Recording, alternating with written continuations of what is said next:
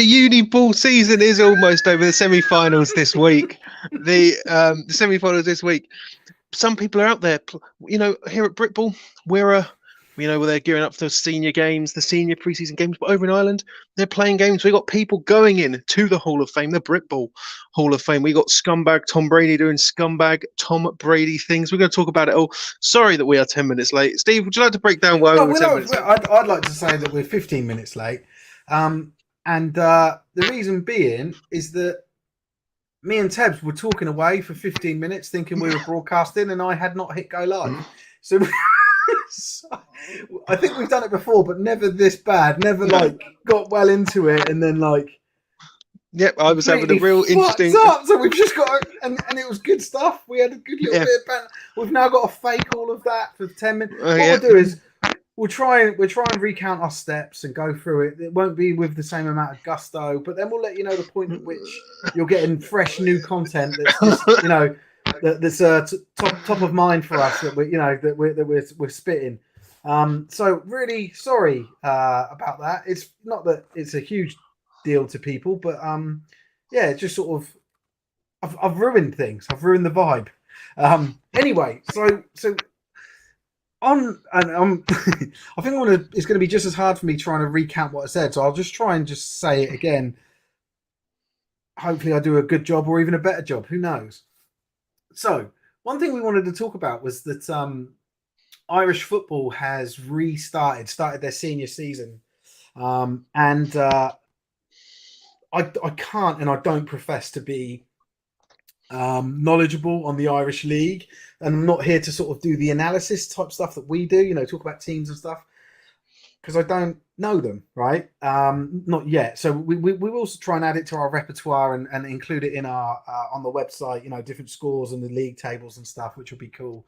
But yeah, just some high level stuff looking at it. So there were 5 games this weekend. It was week 1 for the Irish League. All home wins. 1 shutout. 3 teams. The other 3 games were only single scores from the away team, so that 6, 6, and 7 points. So they were all home wins. And then the other game, the 5th game, was a forfeit. So they had a forfeit to kick off the season. And that was the Razorbacks. I think they're Northern Ireland Razorbacks. I might be getting that wrong. Yeah, isn't that what Mike Ireland played? Mike Ireland played for them, and Mikey Gray as well. And interestingly, and again, I don't know the league, but looking at the graphic that has been posted, it looks like that in the Irish League, if you are awarded a walkover, so you get the walkover win or the forfeit win, you get 30 points, 30 league points. So the Razorbacks have got a 30-0 win, it seems, which is quite interesting. So just to sort of I don't know enough about the structure of the Irish League. I'll get into it, but I can't go into it and say I know about half the teams as I look at their logos, but I don't have their names, so I don't want to sort of guess it and go through that stuff. I just wanted to talk about the fact that they're playing already. I don't know how long their league lasts, so we can look into that as well. But what was really intriguing about this was that it was their national governing body. So their national governing body is American Football Ireland, AFI. Obviously, much smaller league than what we've got. They've still got flag, I assume, and some youth structures, but certainly nowhere near the volume of teams that we have in the UK. Their national governing body, so American Football Ireland, they post. So I follow them, and I follow a couple of other people that we've given money to from the Amley Fund this year, which is why this came up for me. We've given money to the Craigavon Cowboys, the Belfast Knights, the Causeway Giants, and the South Dublin Panthers. I think those are the 4 teams. So I sort of followed those teams and the national governing body. So I got to see some pre-season stuff this year for the first time, right? And the national governing body, they posted fixtures to say, oh, this is game week 1. Here's the fixtures. And I thought, yeah, that was pretty cool. Baffer have done that. Someone just said we're fired. Tony, we would be, mate, but you can't spell your properly, so it's your problem. Gridiron Hub write-ups for the Irish leagues coming up. Yeah, we could do. I won't do them, but if someone else could, yeah, we're well happy for that. Yeah. So what I noticed was the national governing body posted this, like, here's the fixtures for the week.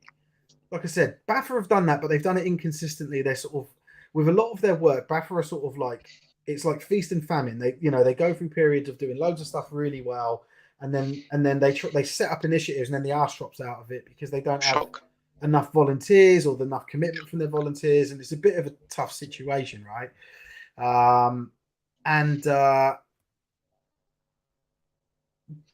That's fine, right? I've never seen Baffer post results, which is what American Football Ireland have done. So already they're sort of ahead. But what really was intriguing was that they did an entire article that did previews of all the games. So I clicked into that, had a look, and it was sort of what I was expecting, focus more on facts and numbers and stats, like these teams have played this many times, and these are the results, these are some key players, and like really not like, I don't know, really like under committing, really, not siding with either team as you'd expect for a national governing body. But then what really made me laugh was that they actually, at the bottom of that article, if you scroll down to the bottom, they had predictions. But not just like win-loss predictions. They actually had score predictions for each game. And I thought that was pretty cool, right? Like that's cool to have. But we don't have that in Britball. And I don't think we've ever had it. Like if you go back through the years, we sort of do the coverage stuff now. Double Coverage did it before us. You had there was like the online forum where people used to do stuff before that. First Down, and then the QB one that was posted. So there's always been some form of third-party media for Britball, and the national governing body hasn't done their own stuff. And I mean, if you think about it, like it would be a really big ask for them, right? But because the number of fixtures, the number of teams, but at the same time, you think, well, that's relevant to the amount of people that are playing and the amount of money you've got, right? Like, so it should be possible to provide the same level of service, but that's not really what this discussion's about. What I wanted to focus on was, and discuss with you, Tebbs, although you look like an 8-bit version of you, mate. You're really blocky. What I wanted to discuss with you was, imagine that you're a Britballer, and I know you are. So you're playing in your season, and you get into like week 5, and BAFA, the national governing body, do a week, preview of your game, and you scroll down to the bottom, and then you see that their score prediction, and they've predicted you to score 2 touchdowns and the other team to score 10. Well, given my history in Britball, if I scored 2 touchdowns, I'd be happy about that. But that's not the point. I'd be fuming. Like I can understand why some of the like I'd call you a hypocrite for that, Tebbs. Why would you? No, I was about to say, like I would fully understand where Portsmouth Destroyers are coming from. We had this discussion a few weeks ago where the Breens said Ouse Valley Eagles should fold during last season, and I got very annoyed. And that's exactly what's just happened here. Just a Gridiron Hub pundit has come out and said, mate, I don't know what's going on. It was fine earlier, wasn't it? Yeah, I don't know what's happening with my Wi-Fi. This just happens. Like he's moving in April, and we won't have this problem, hopefully. But no, we won't. Connection. I'll plug it in. So just this is the point that we got to when we realised we're not actually fucking live. So everything from now on is fresh content. Yeah, top of the dome. But yeah, so yeah, so one of the points I made when we were off air was that we in a fairly blasé way, we're quite nonchalant about our predictions, right? It's like it's a talk track for us. It's something that we do because it's another thing. It's more content. But we don't shout and scream about them. It's not like if we get one wrong, we're like, oh, okay, well, good for that team. Like, you know, I don't feel that we're that heavily invested in it. And I think that comes across, right? We don't try and sort of say, oh, you're definitely going to lose and all that. I mean, well, I did against Liverpool Raptors last couple of weeks, but that was an in-joke with them, right? But even though we've got this sort of like redacted version of predictions, you know, we're not, our heart's not in it. We still get people really, really like foaming at the mouth, getting pissed off with us, right? Yeah, like what's it the other week when I was at Loughborough Sheffield, I was like, I know that Loughborough know that I'm against them here, so I didn't want to go onto the pitch. But then like, after speaking to someone from Sheffield Hallam, I was like, yeah, I could have just went and stood on their sideline because again, it's more so this is going to sound really, really stupid. I still don't really comprehend how many people from different teams watch this show to the point where if I tag them, they'll be like, "Oh, you were there, and you could have just come and stood with us." It's like I could have just done that. You're right, but I didn't want to be rude. Yeah. No, I think that there's definitely an etiquette thing that I try and sort of maintain as well because I don't want to like. I just want to watch the game. You know, I want to watch people. Like I had one of the coaches from Portsmouth, who I know, messaged me after I went to Portsmouth the other week, and he was like, "I didn't know you were at the game. You should have come and said hello." And I was like, "Yeah, I saw you. Like I knew you were there. I just want to sit back. I don't want to be part of what's going on. I want to enjoy what's going on. Do you know what I mean? Like no. So I was just like, yeah, like no. It's like I don't want to interfere. I don't want to speak to the refs. I don't want to speak to. I'll speak to fans like. People that are watching along with me, that's cool. But I don't want to get involved in the game. I'm here to spectate, you know. No, it's like I don't want to be a distraction there. Like especially for like Portsmouth, you know, like people came up to me like, "Oh, it's good you came." It's like you don't have to do that. I'm here, but I'm here because you know I said I'd be here, and it's only right. Yeah. But you know, don't fucking. You don't have to acknowledge me. Like I go. Oh, if I go to a game, just don't. I mean, if you want to talk to me, fine. But if you're playing, don't like play first and then talk to me. Yeah. And then ask for an autograph. But then, so going back to this Ireland thing, I do want to ramp up our probably our written content. Maybe not a show because we don't know anything. We don't have that audience, right? But I certainly am interested in bringing the more coverage for the Irish League. Do you know why I don't want to do it, Steve? I just find that it's just crazy that their national governing body are so involved with that media side, and helping teams from that just like promoting the game, like knowing more about what's going on, sticking their neck out there with some predictions, and ours are ultra conservative, don't want to tread on trying to tread on eggshells, don't want to give people another reason to fucking shout at them. Is that, and I'm this is probably to quote Rusty, me giving you another bullet and letting you fire away, but is that because as a community we're too harsh on Baffa, and we scared them into just fucking doing nothing and the bare minimum? I feel like that is part of it. Like, there's definitely, like, Baffa feels very removed from the game. Sort of like, like the puppeteer pulling the strings while we all dance around in our helmets and pads.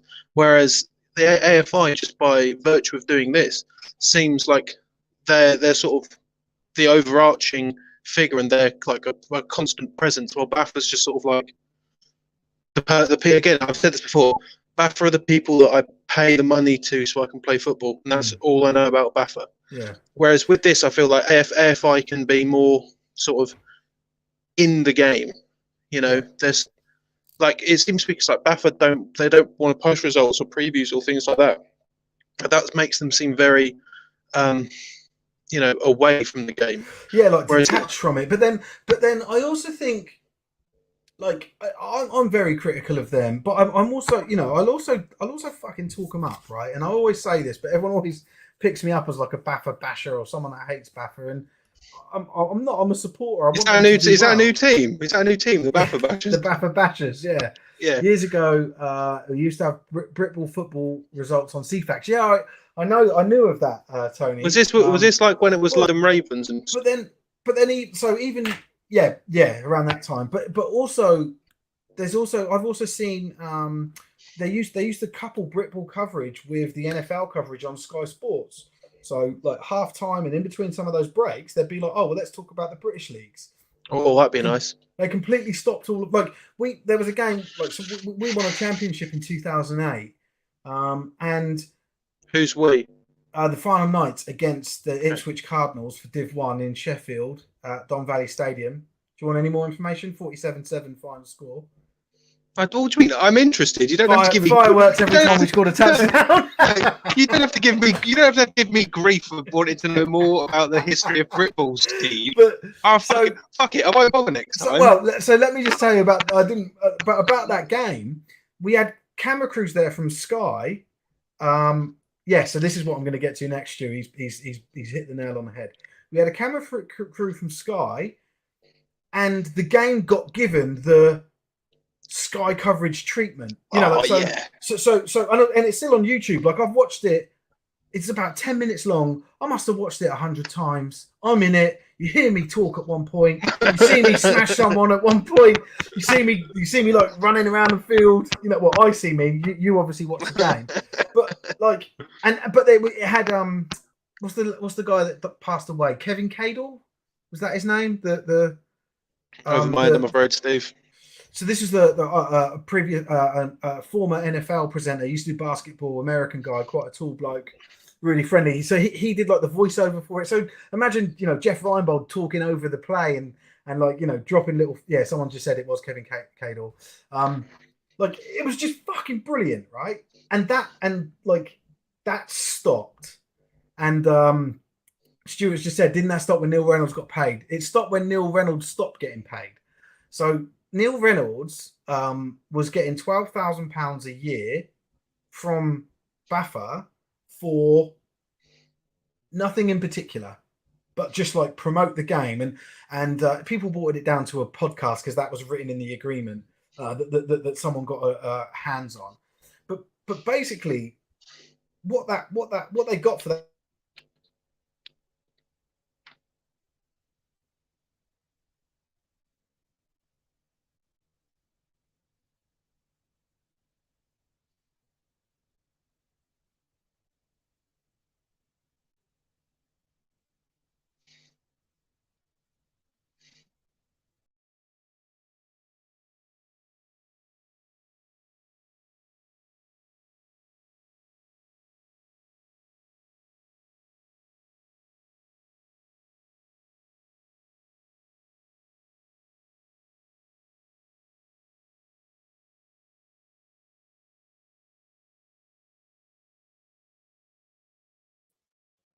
Right, I'm back. Sorry.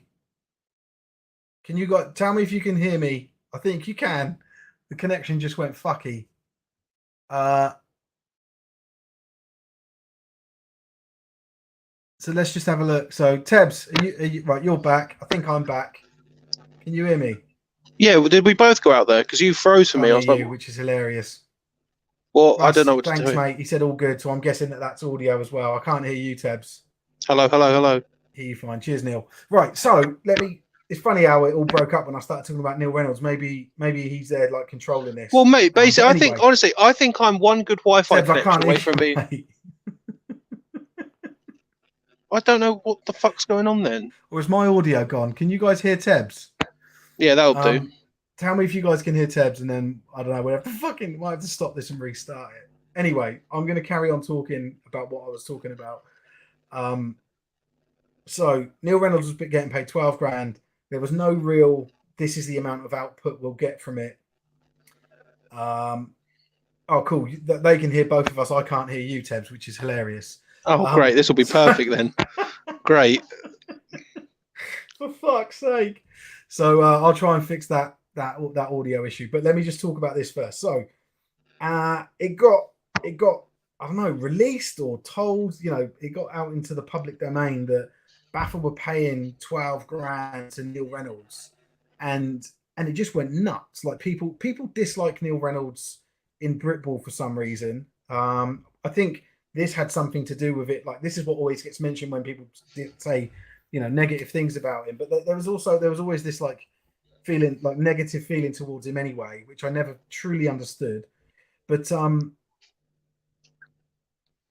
when this happened, Neil took some shit on Twitter, people going at him, blocked people, and ended up getting out of that agreement with Baffa. I think he made a little statement on it. I think I'm right in saying that. And that's ever since then, no coverage on the British game for it within Sky Sports coverage. See, like when, because I don't know what else. There could be other stuff that stopped, but that was like a big deal. Like all of a sudden, these games weren't being covered or haven't been covered since. We've got someone.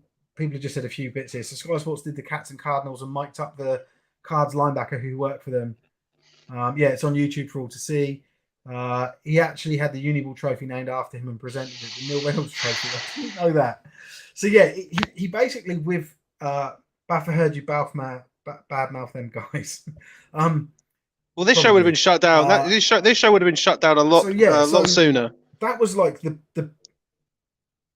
for me, that was like the catalyst for like Sky separating away. Well, that was the catalyst for Sky separating away from Britball, and I think Britball suffered from it since. So there was something that was done. It was it was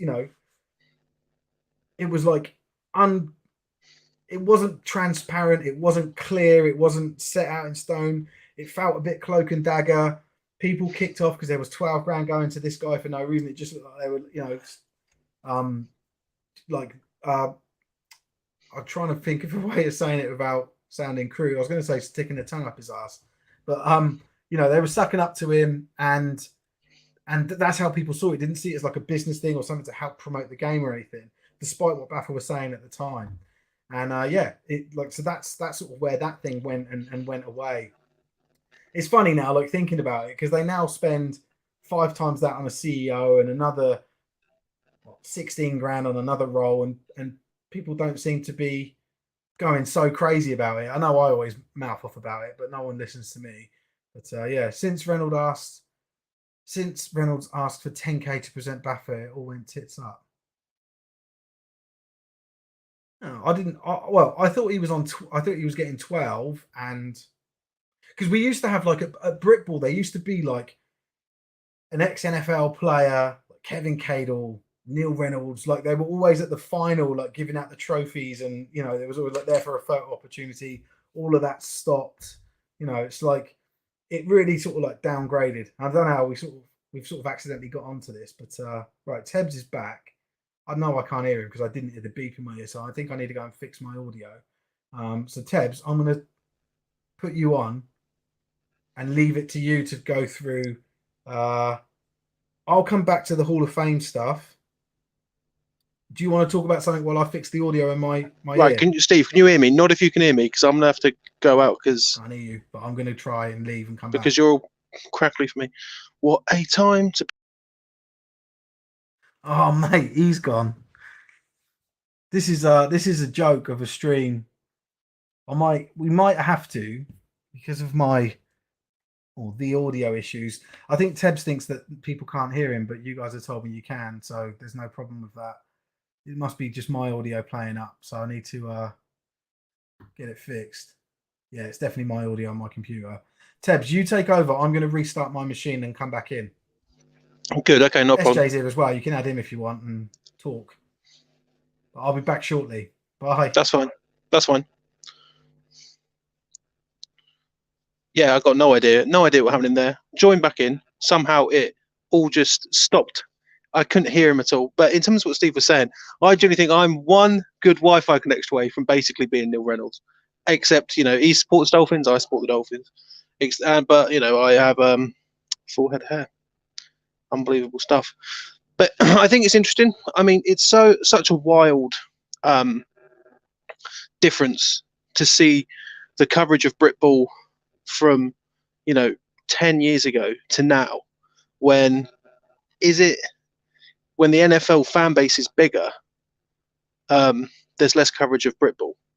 Like the NFL will put out a thing once a year saying where different teams are all around the country. That's it. That's the most they do. Like, even when talking about it with Americans, they're like, they're aware of Uniball. That's about it. Much like everyone should be. Tell everyone about Uniball. It's the best. I can't talk about scores yet. That'd be nice. But no, we got. I think it's very, very interesting. Like, especially when you like look at. I think it's amazing when there's, I'm sure that they won't mind a plug. There's a Facebook page called I think it's like Britball Old Days or something like that, and they have newspaper clippings of things like the London Ravens games, or Luton Flyers or things like that, where they're taking up the whole of the back sports page just for American football, which I think is absolute madness compared to, people just don't really, not that they don't care, but I guess they don't. They think about something else. So I think Steve's going to get into the Britball Hall of Fame, which I think is good. Brings back some of the, sort of the prestige that's sort of lost in terms of coverage. And I'm sure that, Steve will. Luckily, Steve's back in now. But can he hear me? That is the question. I can hear you fine. I don't know what the audio went on my machine. I was just going in. I was just going into the Hall of Fame. Yeah. So this was cool. I don't know what you've said, but the fact that they did a Hall of Fame was good anyway. I posted. I like to take credit for what they've done this weekend, because I posted a bit of a rant saying the Hall of Fame was like a non-issue. Like it was like lip service. All they did was list the name of people in about 5 posts over 5 days on their website. There was no place on their website for it. Nothing. There was little mini bios, which was all right, but not much to it. And I said that there wasn't a plaque or a ring or whatever. And over the weekend, just gone, they held some sort of get together. Not all 30 members could make it, which is fine. They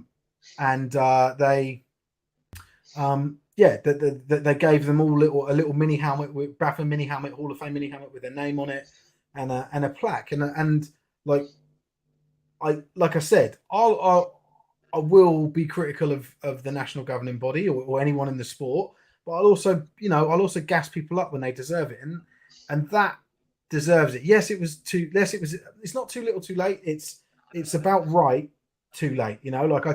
I think it's great that they've got it. I think it's great that these 30 people and their families get to, see this award and have got something they can hang up on their wall. And that to me was really, I think, really important. That's a really special thing, and you could tell it meant something.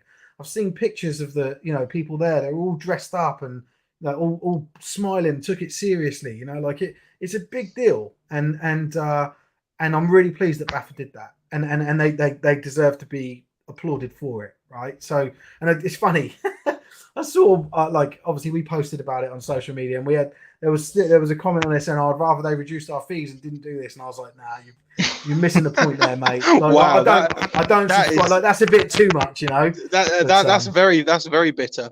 Oh, but so I just want to catch on the comments. So Baffa needs to promote, and that's really what I was saying before about American Football Ireland. Baffa don't need to copy them and do predictions and previews. They can, I'm not telling them not to, but they can just do more of that stuff. But again, I understand. And this is from speaking to Pete Ackley probably about a couple of years ago now, when we were on talking terms. He said, I'm reliant on an army of volunteers, and when people volunteer, beggars can't be choosers, right? Like, you can't just say to someone, "Oh, you need to do this, and you need to do it with this consistency," and you it's similar to sort of running Gridiron Hub. Like we put things together and we start things off and I try and give people control and give them their own little thing to do. But if those people leave, then it falls on my shoulders and Hatch to try and keep it going. Well, imagine that at Baffa's level. Imagine Baffa with all of the different things that they could do or that they have done. And one by one, people sort of dropping out of it and go back into it. It's a tough thing to do, so I do understand that part of it. But at the same time, Tony, I think they should reprioritize and put promotion of the sport, promotion of the good things that are happening, in front of some of the stuff that they're doing now, because there's a lot of white noise. There's a lot of radio silence from at different periods from Baffa. So yeah, have Britball considered joining the AFI streaming page? You can clearly see the. No, I don't know, and that's Baffa. You know, Baffa could do that, or even Britball teams, I imagine, could contact AFI and do that. Britball Now is that site. Did you talk about Britball Now, Tebbs? No, I think Oh, he's responding to that guy. oh, to that. I thought, yeah, well, yeah. I don't think it is Britball Now. It probably is AFI because Britball Now. Well, I've seen them post a couple of things lately, which has been quite cool. But they've been like doing nothing for about 6 years, and yeah, so it probably is AFI. And then Stuart said prior to the cancelled Prem season in 2020, Baffa were in talks about live streaming select. Yes, I know they were. Yeah, they were talking to two different vendors, namely, namely, Cheers Mate, who were the real deal quality. And well, they're currently the UKFL or Yeah, it's UKFL. UKFL. They were the UK AFL. So yeah, you know, that's probably a non-starter, just like everything else they fucking try. um, but yeah, like, and that was good. But like, I can understand, Stuart, how, you know, that would have fallen by the wayside, right? Like, we had this period of, you know, they had no money coming in, although they tried to keep hold of some from people who didn't want them to keep hold of their money. You know, we've had teams fold, we've had people walk away from the sport. I understand that, you know, we're now going into our first competitive season in 3 years. I understand from speaking to different coaches that there's teams that are struggling and can't even play pre-season games at the moment, or avoiding playing pre-season games at the moment because they don't have the numbers. So, you know, the game isn't where it was in 2020 when this was happening. So it needs to sort of build back up. So people will always ask us, don't they, Tebbs, about streaming games? And it's not something that we like. It's aspirational for us. We'd love to be able to send teams to games to stream, but our time's better spent doing what we currently do because we're able to do it consistently. We don't have to get agreement from other people.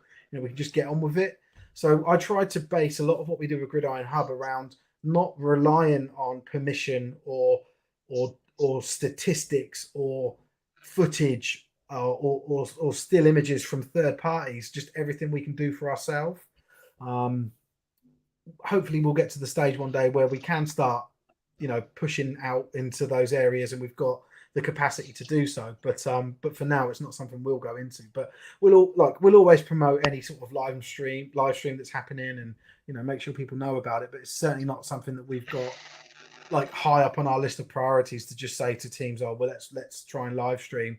I think as soon as we start doing it, it's different because people will start saying, well, you're going to get money from advertising. Well, we want some of that money. And you're like, oh, fuck, you know, I think people think with their ego and their wallet before they think before they think for the sport in this country. And that's happened over 30 years. And that's why we're still an amateur sport. I don't think I'm going to break that because that mentality. So for me, it's partly why I went into Gridiron Hub rather than trying to work for Baffa or coach a team or anything. I've got control of it. I don't have to worry about any of that shit. So yeah, I unfortunately think that it's a difficult thing. It's there for someone to do. There's an audience for it. It probably takes a little bit of capital to get it up and running. We may be the first to do it. Who knows? But it's certainly not on the top of our list of priorities to do. But let's go to speaking of games that were streamed this week. Yes. We're going to dive head first, ladies and gentlemen, into the Uniball scores. Obviously, not a lot of games, some varsity games, not too many, but there were some about. But let's break down the scores very, very quickly, ladies and gentlemen. Right, let me get the screens up. We'll start with Div 2. Start with Div 2. Again, Div 2, because of how their conferences work, they have 2 divisions. It doesn't go into one division much like Prem does, much like Div 1 does. So you've got the Kent Falcons 6, Bournemouth Bobcats 8, the Greenwich Mariners 20, and the KCL Regents 0. Now, this is where Steve will tell me that I was wrong because he's been backing the Greenwich Mariners for a while. Yeah, so yes, I have, but I did say that I stuck with my guns with Regents winning that semi-final. So I did say that Greenwich Mariners are the dark horse in Div 2. And I think a lot of people are overlooking them because they were seed 8.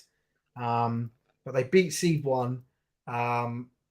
And I think it was sort of like no, it's not logical. I thought Greenwich would win that game, but I'd already said KCL will, so I sort of stuck with it, and I was happy to stick with it.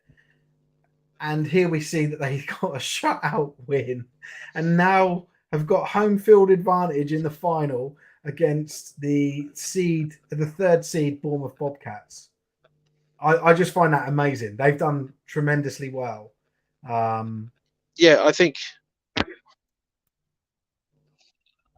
and because of how they've sort of done in the last 2 playoff games, I don't think that game is going to be as cut and dry as we think it is, or I would have thought so 2 weeks ago. So beforehand, yeah. Yes, I think this is this definitely gives you sort of food for thought as to whether the Bournemouth are going to continue their fairly dominant performances, and I think that this result here doesn't help that, or supports the notion that things they're not as dominant as we thought they were. I mean, fair play to Kent, they pushed them right to the end, but also fair play to Bournemouth for holding on, right? Like they still won the game. It just wasn't a 20-0, and I think that's what we're looking at here, right? Like we're sort of thinking, that Greenwich have come out of nowhere, or they're the dark horses, so to speak. They find themselves, hosting the final. But I Steve, still back Bournemouth.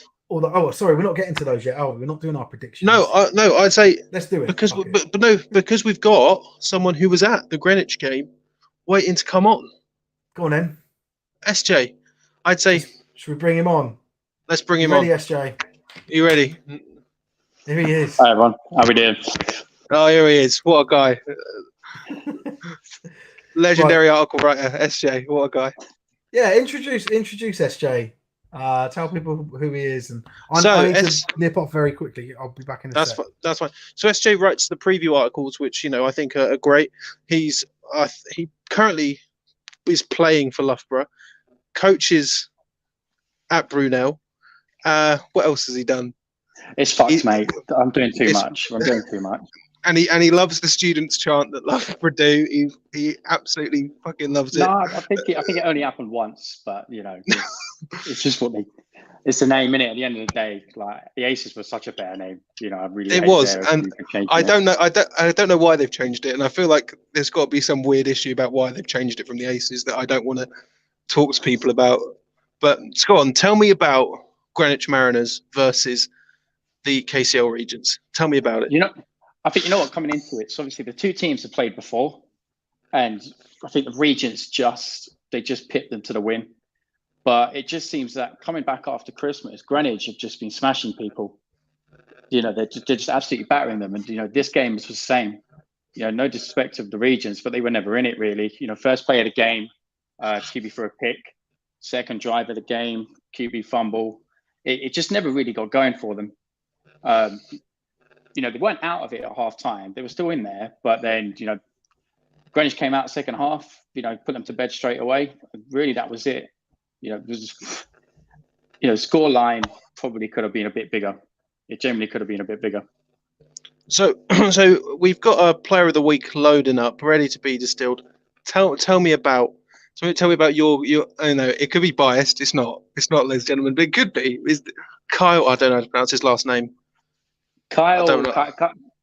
So Kyle was at the Hurricanes Hertfordshire for a good few years, and I think he's joined in January on a PGSC PGC Masters or something. I don't know. He was joined on something, and yeah, he was just everywhere. Offensively, wildcat run for a touchdown, then great catch, second touchdown, same again, third touchdown. Quarterback really put them on the spot for him, but he was everywhere. He really was a difference maker for them. And I think, that experience that they're probably getting from him, having played at the Prem for a lot, has really benefited them.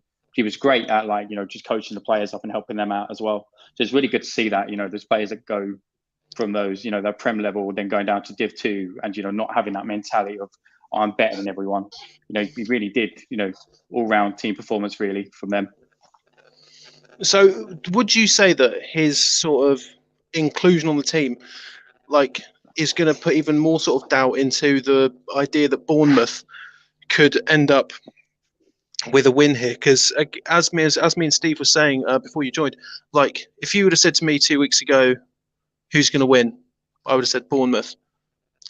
Seeing how the Greenwich Mariners have come back now, I'm less confident in that. I mean, I probably, when we do predictions, as a little spoiler, I probably will still go for Bournemouth, but I wouldn't bet my house on it. Yeah, no, I was driving home on Sunday and I was thinking, right, I'm going to have to write an article on this one, otherwise I'm going to start crying. But yeah, I don't know. Bournemouth have got a really good offense. The scoreline against the Falcons really surprised me. And I don't. Greenwich is riding that weight of momentum right now, aren't they? I think it will be a very, very close game. Give me another week to think about the prediction. That's fine. Well, in that case, then I feel like what is also interesting to talk about. So in Div 1, to the surprise of, I'm sorry, Exeter Demons, no one, SGS Pride beat them 51-0, which is sort of what you alluded to in the comments last week when you said they're going to come back from that game with Brunel. So you were at the game with Brunel. What did you see that led to the lowest scoring game that SGS Pride have had? Obviously, you said the QB for the Burners broke his thumb very early on, but what does it say to you here with Newcastle versus SGS Pride? Because SGS still seem like a super team compared to everyone else. I think, with that 15-0 game, that was just the defense performance of the ages. I've been at Brunel since 2016. And that's probably out where they were some of the best. I think it just, I don't know what it was. I think, they watched a hell of a lot of film. I think there were like 2 players on the defense side of the ball that watched 10 hours. Whether they actually watched 10 hours or they put it on for 10 minutes and left it running, I'm not quite sure. But I don't think they have done that. But I think in regards to the final score in the final, from what I've been told, Exeter were pretty beaten up. I think Filton's squad size has helped them big time. They've had their starters off by half time every single game apart from that Brunel game. Whereas, Exeter been getting battered all season, trying to, what's the score like 12? Was it 12-0 against Royal Holloway? And then 6-0. Starters aren't going to be coming off. By the time they get to the final, it's week on. They're just dead.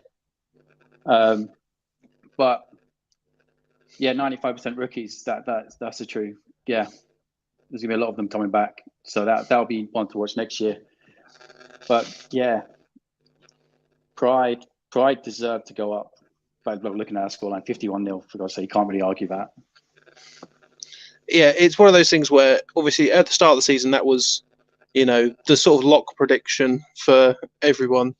And they've done it now, but then that sets up for Uniball next year to have Pride versus the Bullets twice, which I think that if you enjoy Uniball, like, that's a game you have to go to, even if it's live streamed. I want to be there to actually watch. Like, I wouldn't be able to predict that score. Obviously not now, but what I know that it's slightly different, but what are your thoughts on Newcastle Raiders going into this game? Like, have they got like the sort of the Brunel chance? Like, because you were giving me the scores for the Brunel game as they were coming through and updating me, and it was, I was still had hope that there could be something, because 12's not an unmanageable scoreline to beat. But are Newcastle just the best of the Div 1 teams, and then you've got Pride, who is still this monolith? I think so. I think we spoke about going up to watch the games, and I just don't think that Div 1 game is going to be that. It's going to be so one-sided. That's not putting Newcastle down or saying they haven't done a great job this season, but Pride do this daily. They work on this every single day, and for 3 close games, I just don't think it's going to be enough to get them the win over SGS. I really don't. They're probably going to come at me now next week. Oh yeah, they are unbelievable stuff. This is what you need to. This is what you need to.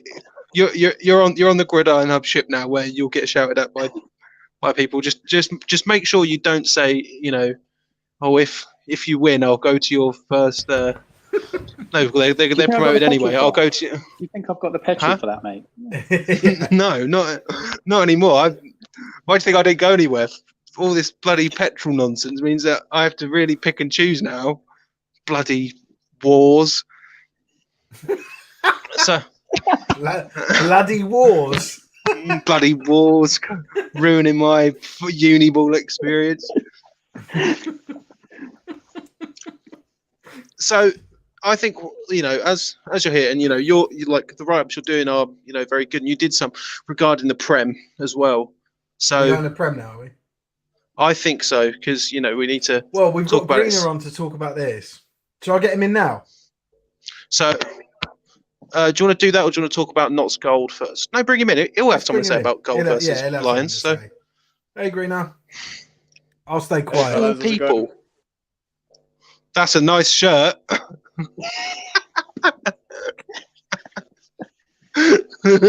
That's a good shirt. Please don't do that. Please don't do that. No, literally, it's I spoke to him about it, and he's like, "Don't send me it. Do not send me it." Yeah, no, it's not. Don't worry, mate. It's not a rite of passage or anything. It was just us being fucking stupid, and we're fully aware of that. It's still on the top of my wardrobe now. Leave it. It'll burn a hole through it, mate. You want to put it on the floor, like a stone floor. Looking forward to a really competitive, more balanced South West and South as a whole next year. Yeah, I do think SGS sort of ruined certainly the Southwest because 2 teams got relegated. But then,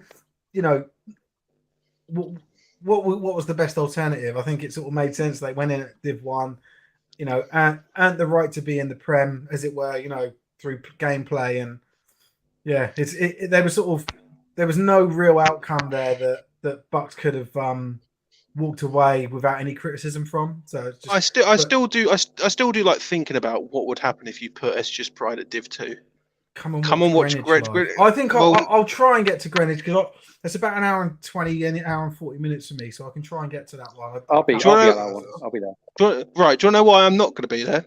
Because SJ showed me where it is, and I'm not driving into London. I hate driving in London. I think for you'd probably have to go all the way around London and then back in. You don't want to go through like Central.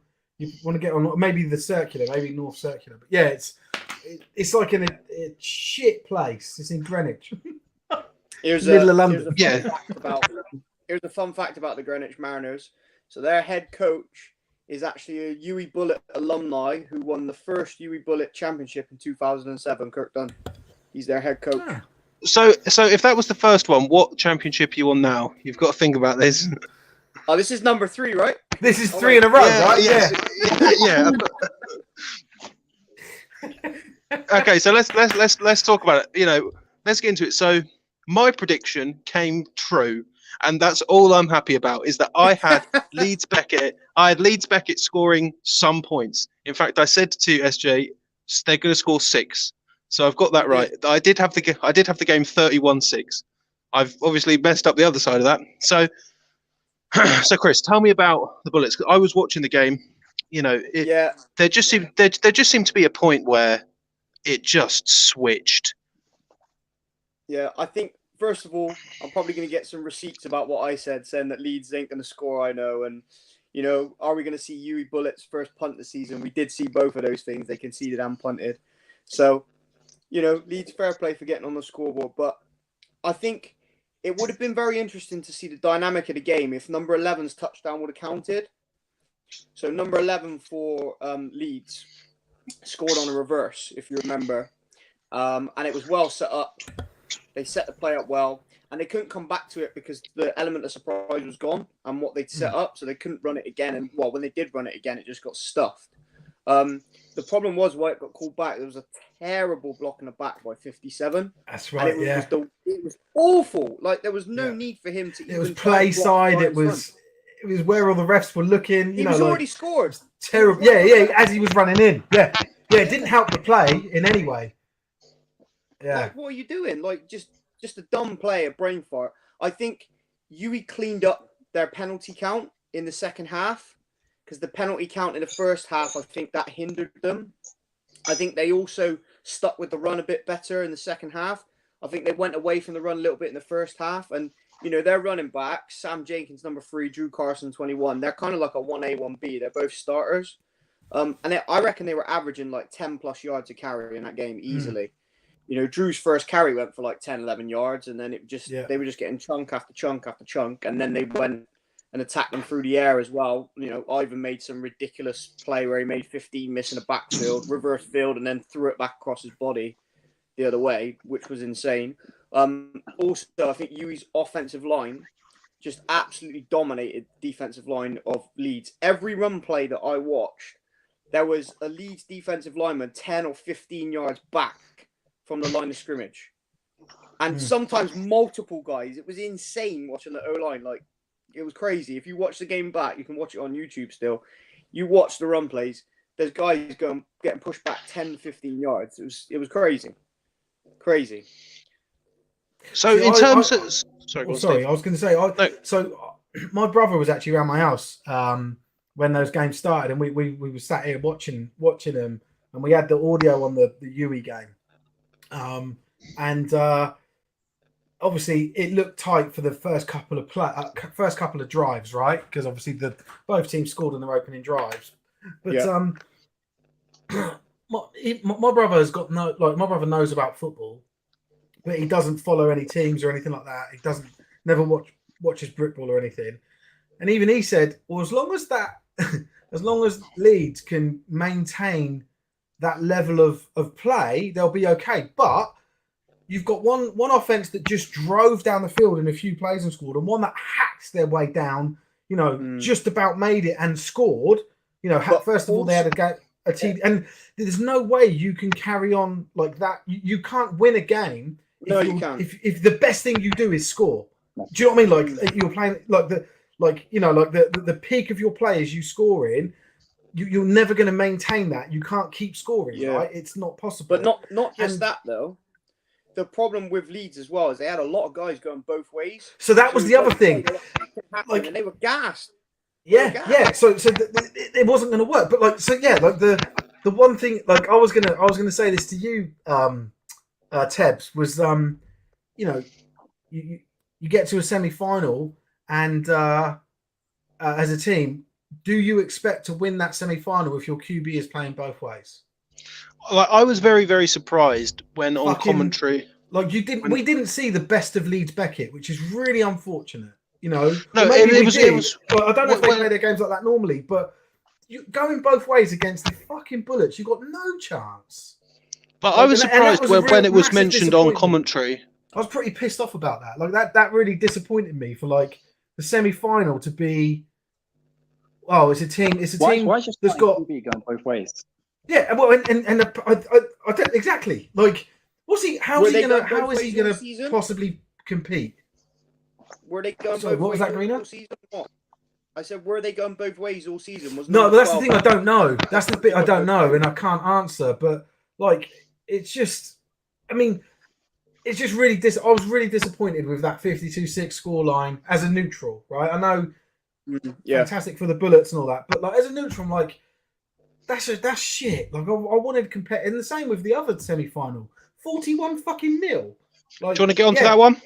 Like it just pisses me off. Like this is the cream of the Uni League.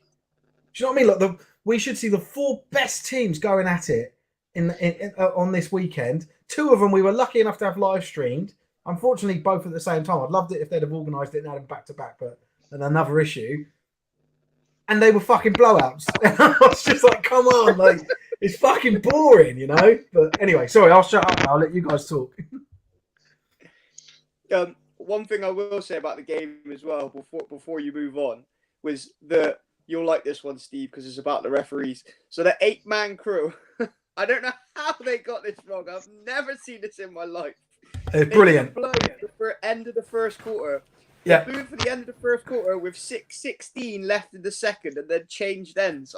We were all like, "What the hell is going on?" And the the guys in the van from Cheers, mate, were in our ears on the commentary, and we're like, "This quarter seems to be going on for long. What's going on?" Like we had it gone ages ago, and we're like, "Yeah." I was kind of saying like, "Oh well, our time's unofficial," but it does feel like the longest quarter ever.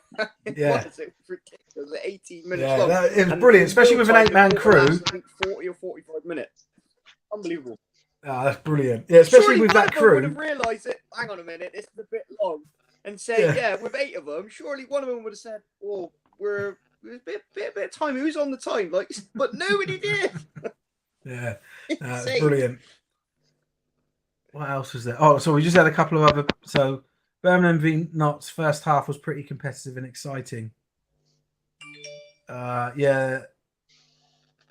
there for 4 years, was always multiple people playing both ways. This is people talking about Leeds having people playing Iron Man.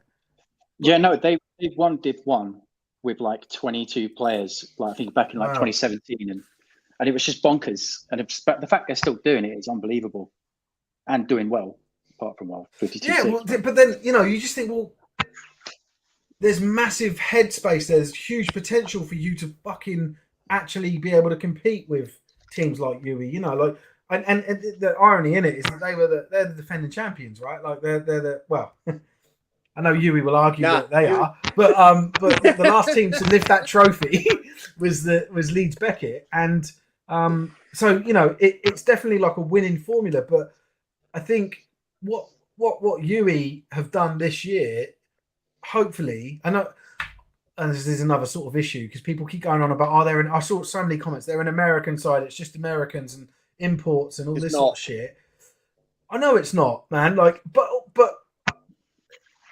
there are certainly Americans that have signed to it and they help the game. Like, why isn't your answer, "Oh, we need to raise our game as well," rather than, "Oh, we need to bring that fucking really good team down"? Like, that's the thing that kills me. It's like, "Oh, no fair.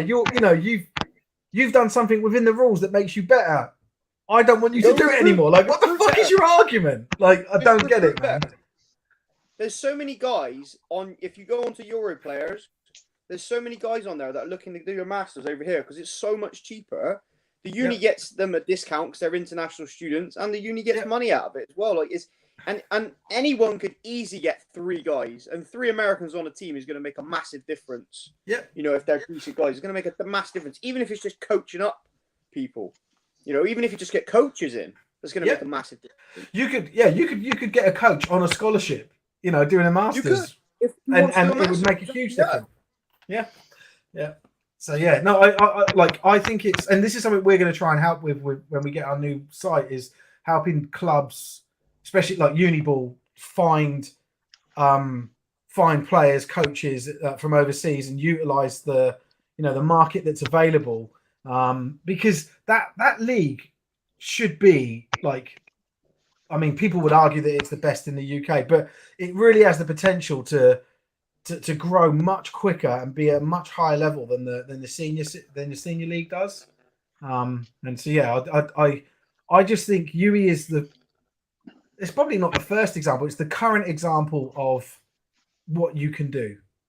And I just hope more teams, rather than their reaction being, "Oh, well, that's not fair," is, well, how can I do that? Like, how what can I do to get to compete with these guys? Like, that's the only way this game will get better. It doesn't get better by saying, "Oh, no Americans," or 1 American, or whatever other things that people are suggesting. It gets better by raising your game and continually, because imagine, I know it's unlikely, but imagine next year there's 5 teams as good as UE in Uniball. Like, with that division. Brilliant, like fucking amazing, Like it, not being funny, but the Americans on the UE side, like, they don't want to pump people. They want competitive games. Like, they want competitive stuff. So exactly. It goes both ways. Just recruit better. Just recruit. Yeah. Yeah. So anyway, So I know that's a slightly off topic and a different thing, but Tebbs, you want to talk about the Nottingham Gold versus Brum game? I was you predicted Birmingham. Yes, I did predict Birmingham, and I'll wear that.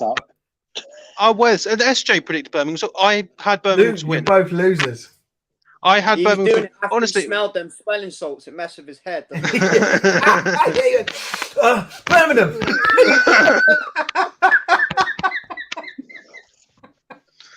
Yeah, no, it's going into it. I thought they had a good game against Durham. I thought this is Birmingham's time to come back. Nottingham, they did have one loss this season. Is that good enough? Negative. I could have been more wrong. That's why I'm happy. That's why I think I stressed I got that Leeds Beckett scoring points thing. I'll say that because that's the one thing I got right. I was what you're hanging on to for the weekend. That's all I've got, because 41-0. I turned it off. I couldn't watch it. I felt I was watching a snuff movie. I'm not into it. I'm not into it. I'm disappointed, but at the end of the day, we've got the final that we said the final was going to be. Yeah, that we predicted in week 1. Yeah.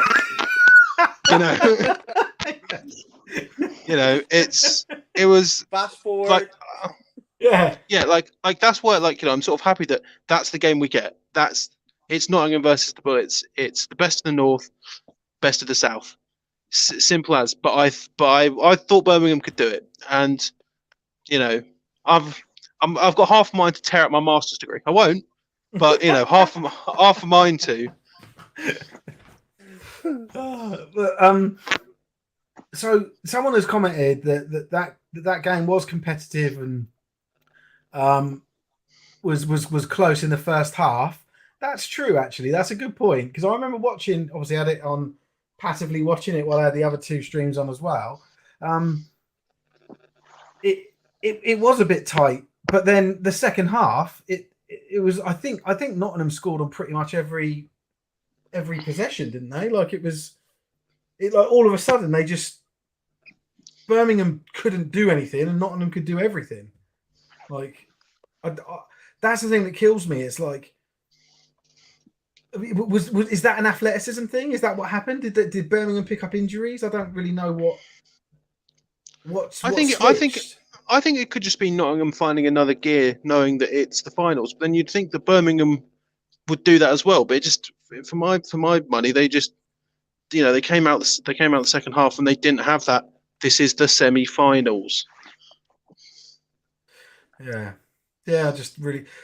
Like I said, both their semi-finals disappointed me, but it does set up a juicy final, hopefully. Although I'd like to think so. Although I'm sure Green will sit there and say no, we'll be 40-0 or whatever. Which I'm cool. I can see how people would think that, simply because but the Bullets are undefeated and convincingly so to this point. And Nottingham have taken a loss. They lost against Leeds Beckett, if I remember rightly. Is that right, Tebbs? Yeah, I believe that's correct. Yep. So yeah, who you just piped as well. So think of that what you will. So should we talk through that? Should we do predictions on this? Yeah, let's do it. Let's do it. We got 4 people here. Obviously, I'm sure one of us will be very biased and just be like, oh, yeah, but realistically, so I'd say go. Well, the one who's Bullets run the South. So I feel like what's important here, because I feel like if we do predictions, then it's just going to be fairly route one. So I think chuck a score prediction on there as well. I think we've got a chuck a score prediction. Yeah, I think that's fair. Go on, SJ. We'll let you go first, just because I want you to. I think first of all, this QB matchup, I think, is probably going to be is probably the best in the country. Probably the top 2 quarterbacks in the country by a mile. I had Josh in my DMs at the weekend telling me I didn't back him, so I'm kind of fucked on this one as well. He should know better than to pay attention to social media. Tell him that. I'm going to go with Bullets 28. I'm not having them scoring over 50. No, let me readjust that. 34.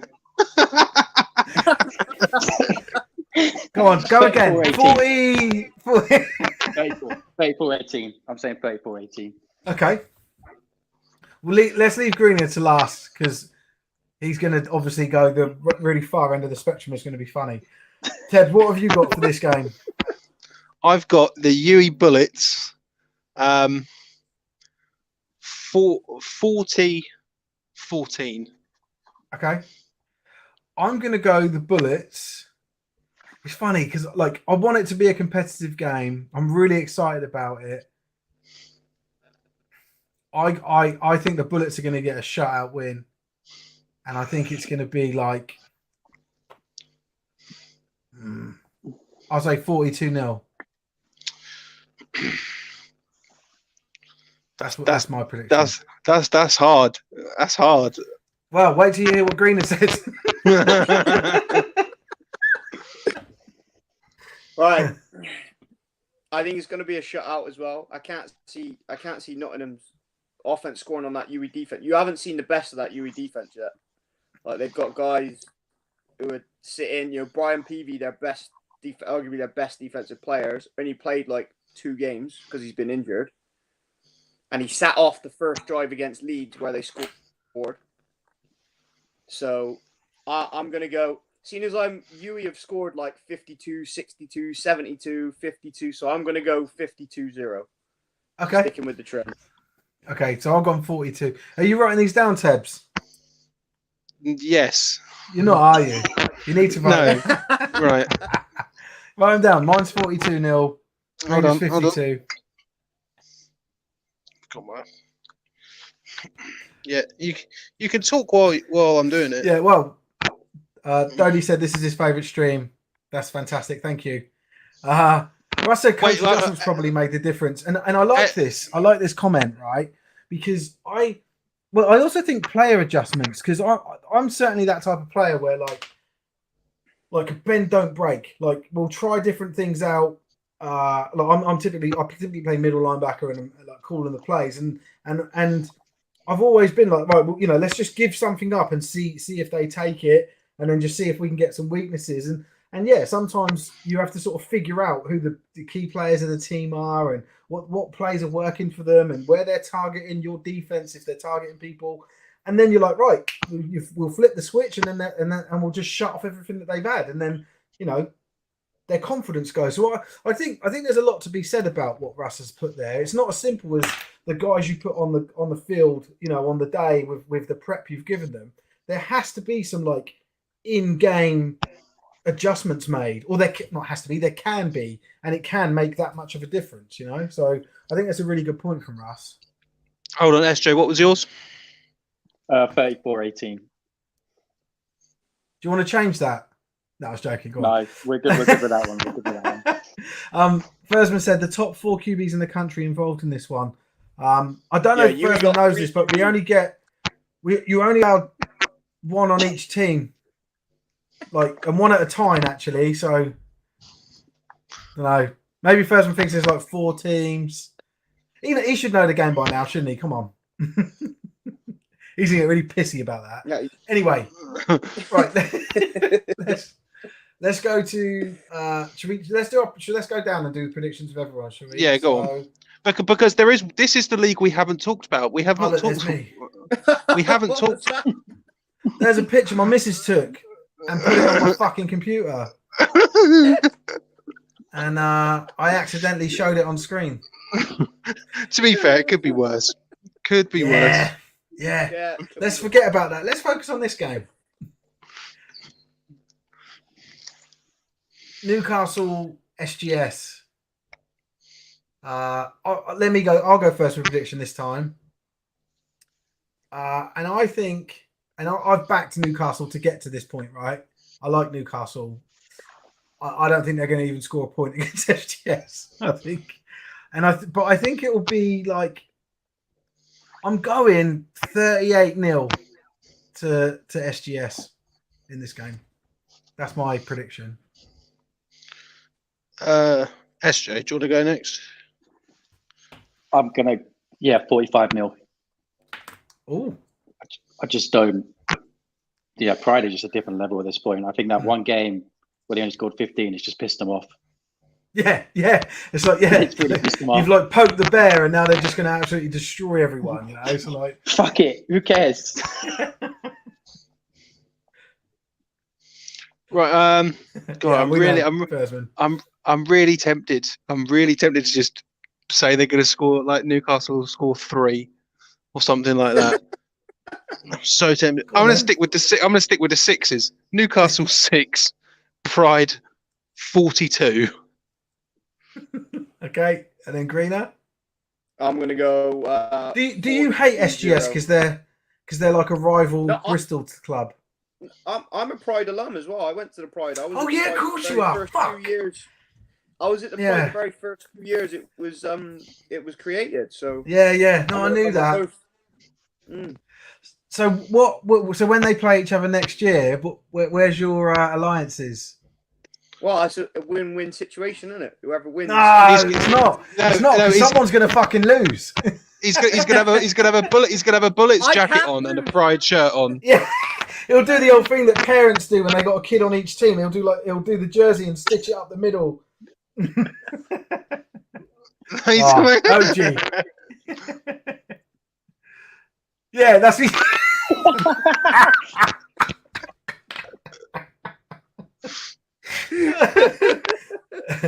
Yeah, fair enough. And it's unfair to try and pull you on that one. I think it's so. But what did you give a score prediction for this? No, not yet. I've not got it. Sorry.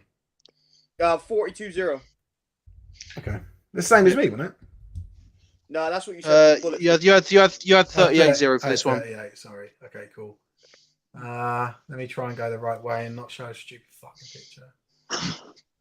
Yes. Well, so we've actually not spoken about this yet. Oh yeah, come on. Sorry, we have missed Div 2 North. You love Div 2 North because that's where your Lincoln Colonials play. Oh no, sorry, where Lincoln Colonials were. Unbelievable. Yeah, well, they're still playing Div 2 North, just not in the playoffs very much. Well, they don't score any points in the playoffs, do they? Well, actually, Steve, it's old boy season, so Colonials at this point you can fuck off.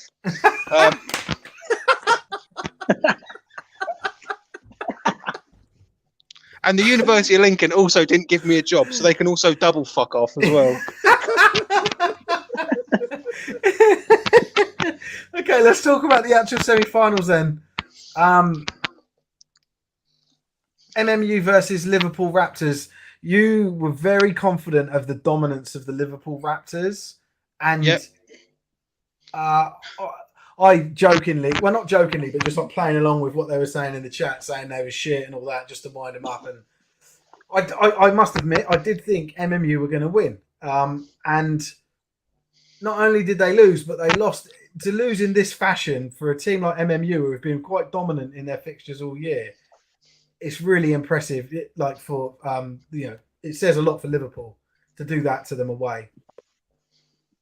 For my taste, I had my head so firmly up the behind of the Edinburgh Napier Knights that I need to take this. I need to take this all the way through. Yeah, you've got that mentality there, haven't you? You're like, oh yeah, I want Glasgow Tigers to win because they beat us. Like, you have to make it about you. Why can't you just make it about the teams?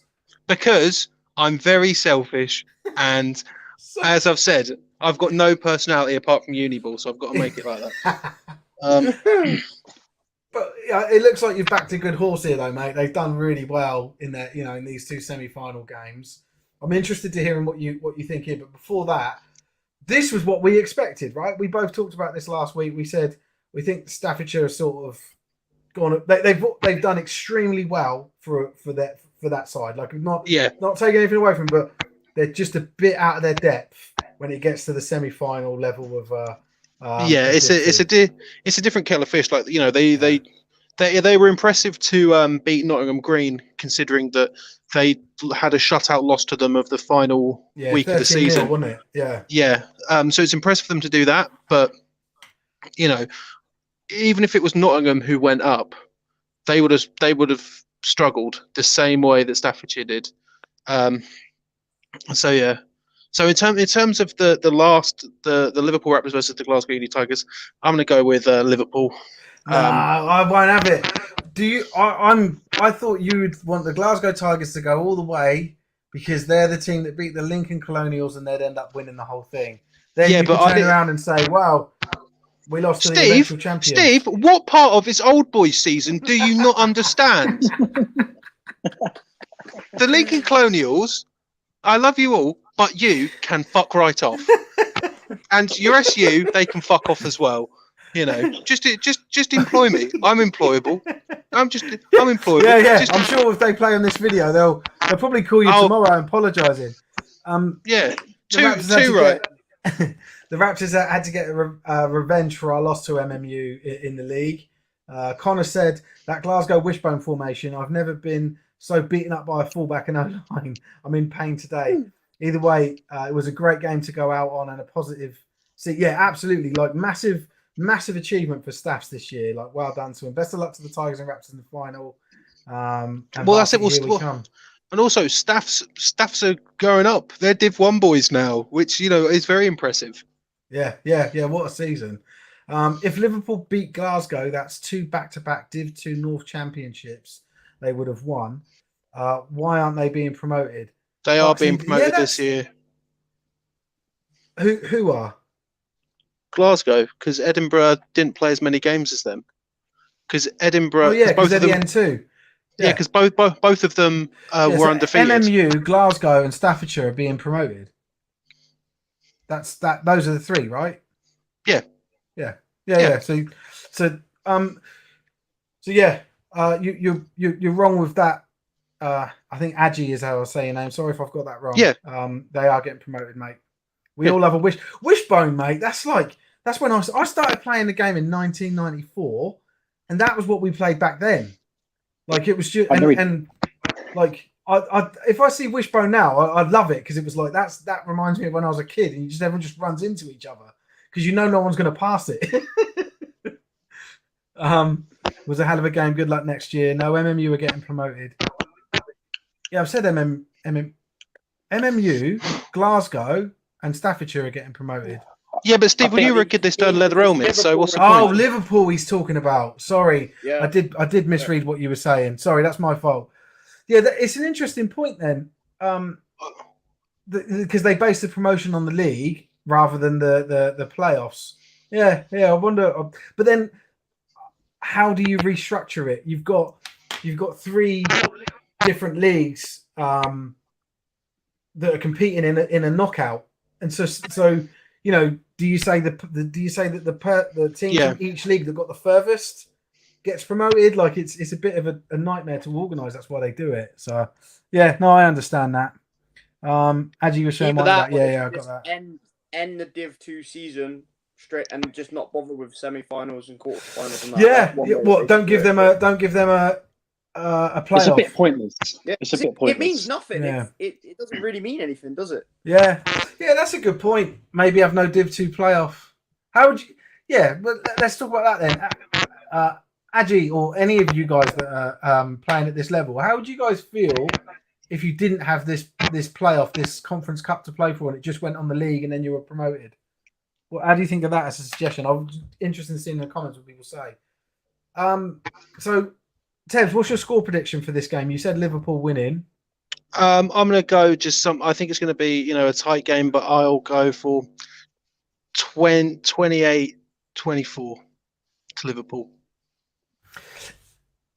So it means a fat ring. Why not give the ring to the people that I like? That's not a good enough argument. I'm throwing that out. No, we love. Yeah, but why is a ring? What if I said, "Oh, we'll promote you and give you a ring"? Like, it doesn't. So do the people? Hold on. Do the people that get promoted not get a fucking ring? You can still get a ring. I can. You can get a ring. Like, you pay for it yourself. You don't get given to you. So if you want a ring saying North, you get a ring. I mean, who wants a fucking Div 2 ring anyway? Yeah, I wouldn't. Why don't you shut the fuck up, Steve? I would just. Why don't you shut the fuck up? I worked my whole life to maybe get a taste of a Div 2 ring. So what? Fucking absolute fucking cheeky, you mate. I believe it's a Bucks points thing. Every Bucks sport needs a league and cup competition. While we have no Div 2 playoff, it's more football and more competitiveness. Gives the team who aren't first something to fight for. Winners of the division should Winners of the division get a gold medal, do they? I never knew that. I'd like to see one. You guys can send a picture. Have you got a gold medal, SJ? Yeah. I was saying this to Tebbs. It's really like unceremonious. There's no one from Bucks there or anything. They send to you a bag, like literally hand posed a bag of Bucks medals. So like for 2 years, I had about 20 of them under my bed because they were spares. So every time the family comes over, just getting them all out, I look like I've won every single sport in the world. It's brilliant. So Ferguson's come up and said, I prefer there was a playoff personally. It's a weird system, especially with Div 1 and Senior is different. Either way, happy to be promoted. And then, well, the Div 1's different because there's only one team going down, only one team going up. Like in North and South, so it's quite easy to say the finalists get promoted. You can't do that in Div 2 to Div 1. So that's where it's difficult. Plus silverware is nice. If that's the case, and everyone's saying, if that's the case and everyone's saying, oh, they still want the playoffs and stuff, don't moan that Liverpool aren't getting promoted then, because this is a nothing thing. Like, only thing that makes sense is the change to the cup. Well, I don't actually think Bucks use the term playoffs today. They just say Conference Cup. I think that's just us talking. Do they use playoffs? Yeah. I think you might be right. I think they just use Conference Cup. Yeah, don't quote me on that though. Yeah, it's probably. I think that just might be us that say that.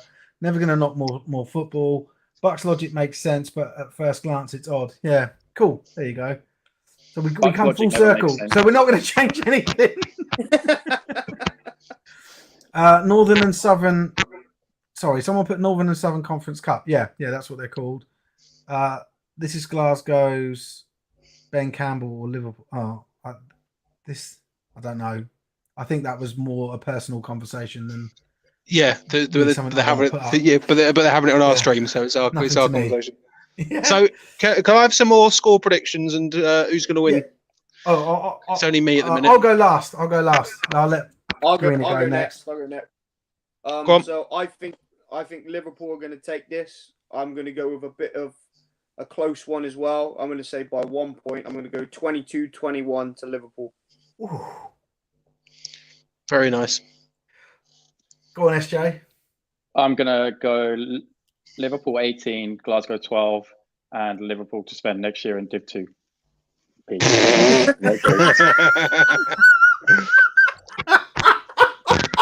It's a shit system. Honestly, it's just a shit system. It is, hey, but it's what we've got. So, hey, at least they get a ring. Hey, mate, don't knock a Div 2 ring. It's brilliant.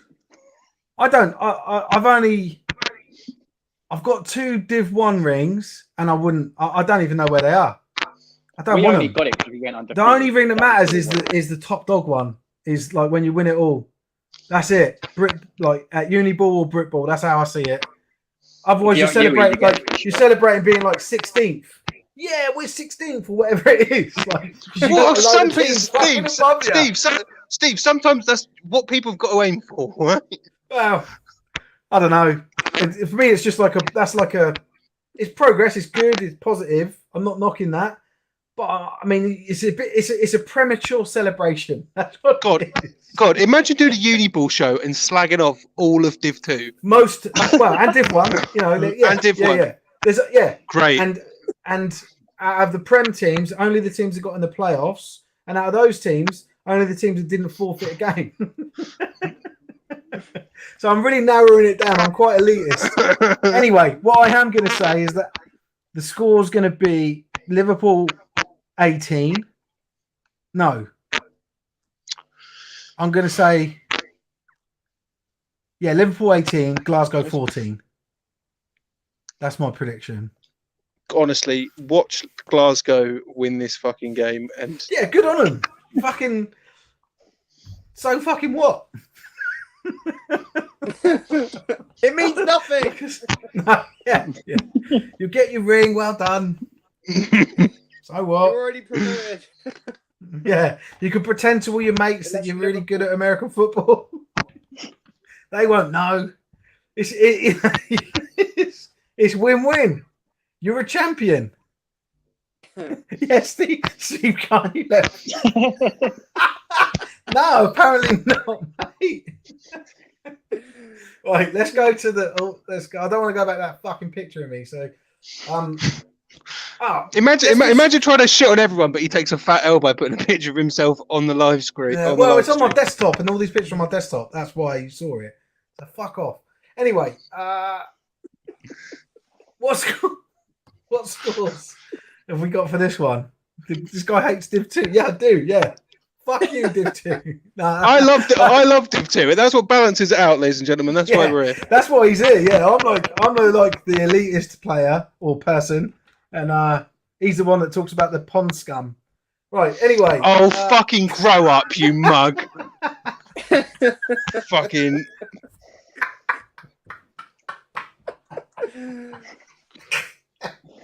Yeah, but they really enjoy it. They get to put the pads on and get pictures for their family. Now, go on. But I would say, if someone said to me, "Oh, yeah, I had 100 yards a game as a running back in Div 2," I'd be like, "Oh, well, that's probably worth about 5 yards a game in the Prem." Okay, but that's radical. But then you look at the Prem, and someone says that, you go, "Oh yeah, but it's not the NFL, is it?" I don't. When have I said that? No, I'm just saying it's the same thing. No, it's not. I'm talking about British American football, and I'm talking about the best part of it. And I want it to be Div 2. Div 2 is the best part. Steve doing his best to promote all. Yeah, I just want everyone to. Yeah. Oh, my brother. So I didn't realise this. Stuart Andrew, for fuck's sake, why did you do that? So I told you my brother come round. My brother actually watches this show, and I didn't realise. And he said, I fucking looked up that IFAF yard thing. He said he was just as fucking pissed off as me. He's like, so they went, oh, we're just going to make a measurement up so that we've got 100 of them. And I was like, yeah. And we were then going on about stats and everything. We were talking a good long time about it. It was really interesting. Steve, I'm not digging a hole for myself. This lot can fuck off. Team Tebbs. Team Div 2. Oh yeah, I know there's a lot of you, but you're not very good. You're lucky. This is like I'd be worried if you were athletes.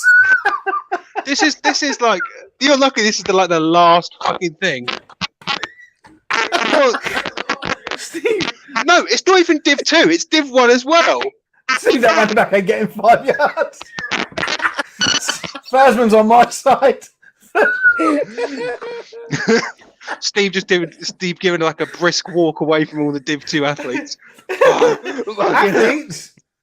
Athletes, players, aren't they? Come on. Anyway, right, let's just get this. Let's finish this live stream before I upset everyone. So,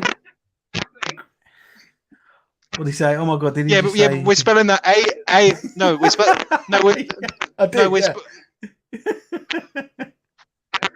No, but we're spelling athletes AFLEET. Yeah, you can't call yourself athletes. I'm sorry. It's out of order. Anyway, should we carry on? Scores for Bournemouth and Greenwich. Anyone want to do a score for me? I'll do one. First. Oh, go on then. I'm going to go. Yes. I'm going to back Kirk. I'm going to go Greenwich 24, Bournemouth 8. Oh, I'm going to go closer than that. I'm going to go. So, you're back in Greenwich. Of course you are, because yeah. So I'm going to go Greenwich 8, Bournemouth 14.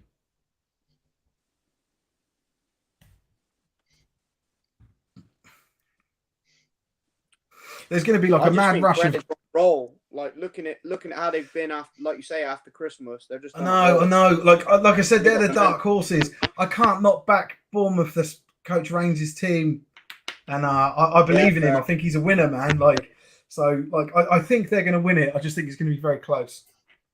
By the way, we're going to get a massive influx of comments about Div 2 shortly because they're slowly figuring out how to type and once they. Here we go. Let's see. Yeah. Greenwich are going to win by an IFAF yard.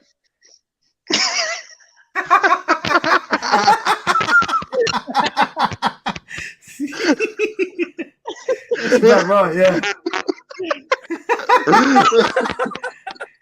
I guarantee you, motherfucker, Googled that and just swapped my name out. I can't not laugh. That was a good one. Honestly, we've had a hairline comment since Dom's been on this show. That was a long time. Well, I don't. Yeah, I just fucking getting old. If he would have been smart, I can't argue with that. He would have said, "What's longer, an IFAF yard or Steve's hairline?" I was about to say Steve had a full head of hair until he realised about the IFAP yards. Yeah, no, it's funny. I just sort of I do worry about my hairline, but I don't worry about it as much as how successful I was when I was a player and when I played in Europe and won championships, played in America, and like all the plaudits and MVPs I won. So like it just balances out, really. Hey, we've all played in Europe, mate. No, we haven't. That's a problem, Greener. Well, I have. I know. These people haven't. All in America. Anyway. Hold on, Steve. What do you mean, these people? These people? What, are you calling me racist? Is it now a race? Even Div 2 shitness is actually now a race. It wasn't Div 2 though, Steve, so clearly Mini. Yeah. If only I'd won a Div 2 ring. Yeah, you're just jealous that you never got a cheeky Div 2 ring. Yeah. Anyway, right, which scores? Who needs to give the score? I need SJ for Bournemouth Greenwich. Okay. It's Greenwich 14, Bobcats 12. I think Greenwich's defense is solid, and Bobcats have got some brilliant quarterbacks. I've got to pick them up because I'm coaching them on Saturday. So, but yeah, Greenwich. I think Greenwich unbiased here at Gridiron Hub. Hey, Greenwich to win it, and Greenwich stay in Div 2. Yeah, again, same formula. So, Greenwich have got a former Swedish. Yes, he does. Player. That's good. Good for him. It must be tough because he's. Do you know what I mean? It's like a fucking. What's a good analogy of it? Big fish in a small pond. Yeah, sort of. Just no, more like. I don't know, like a genius around retards. I don't.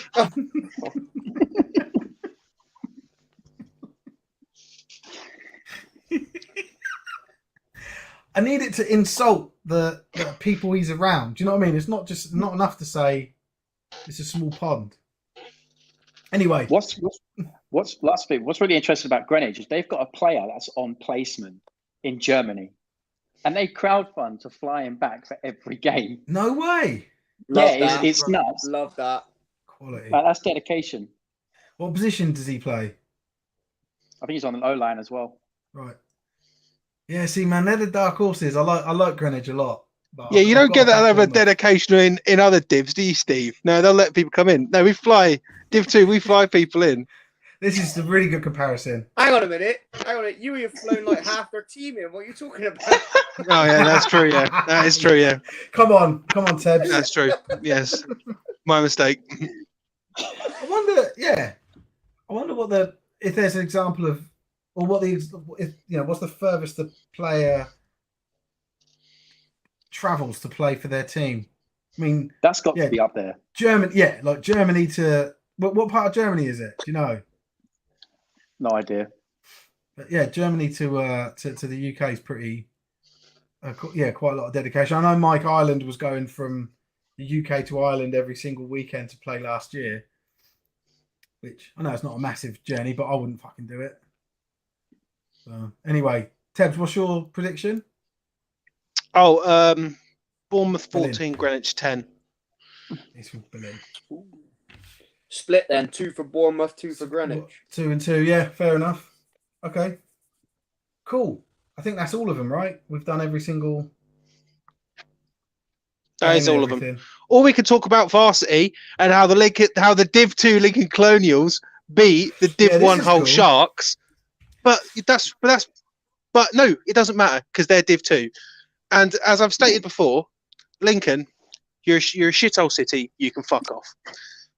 But you were really excited about Lincoln but So it's funny, right? I've heard different things about varsity games. I've heard some sports and some athletes, some organisations don't take it seriously, and they're just like, it's a headache. The real competitive season's done. We don't really care. And then others have been like, we must win, for otherwise I can't have children or whatever. It's like the biggest deal ever because the shame is unbearable. So it is. How big is this rivalry between Hull and Lincoln?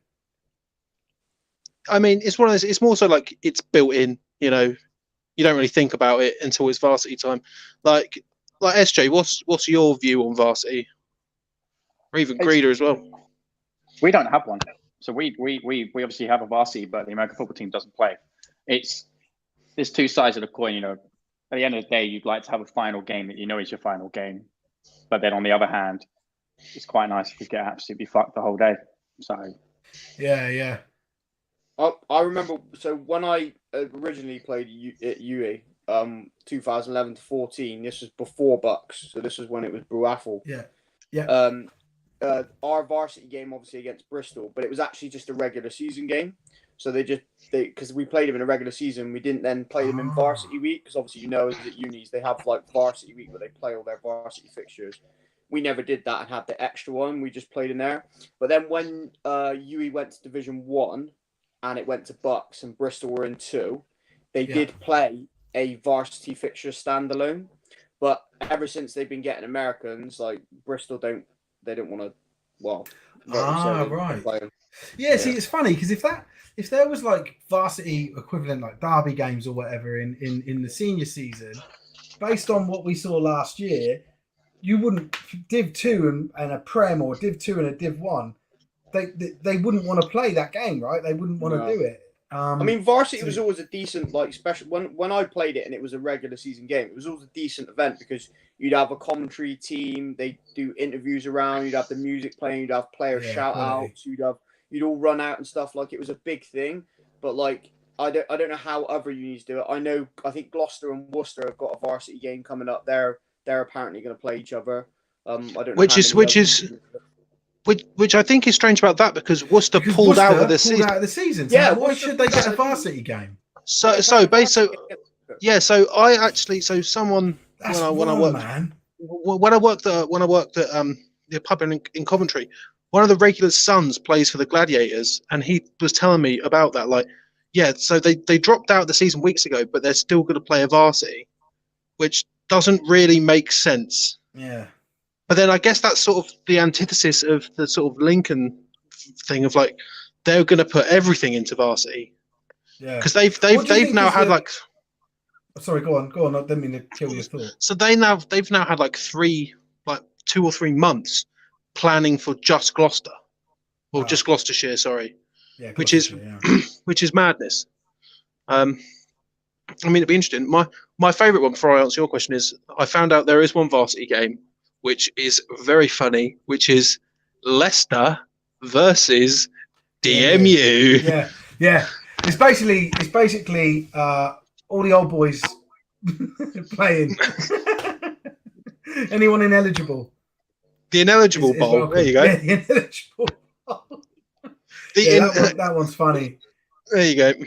But so what do you think is the fiercest varsity rivalry in the country? Sheffield versus Sheffield Hallam. That's what I was saying. My brother lives in Sheffield. He's moving back there. He lived in Sheffield for years, and he was telling me about the Hallam, the Hallam Sheffield rivalry, not just from American football, but in general, all the other sports. And that he said like the hockey game that they played was banned for 3 years after they basically were just assaulting each other on the field with the sticks. Like it's and he said, proper fierce. I didn't know if there was another one that we know of that was a bit, that was quite tasty. I think the Sheffield one is the one, right? I mean, you've spoken at like that sort of Portsmouth versus Southampton. Yeah, well, I don't know that the universities feel it. It's like a city thing.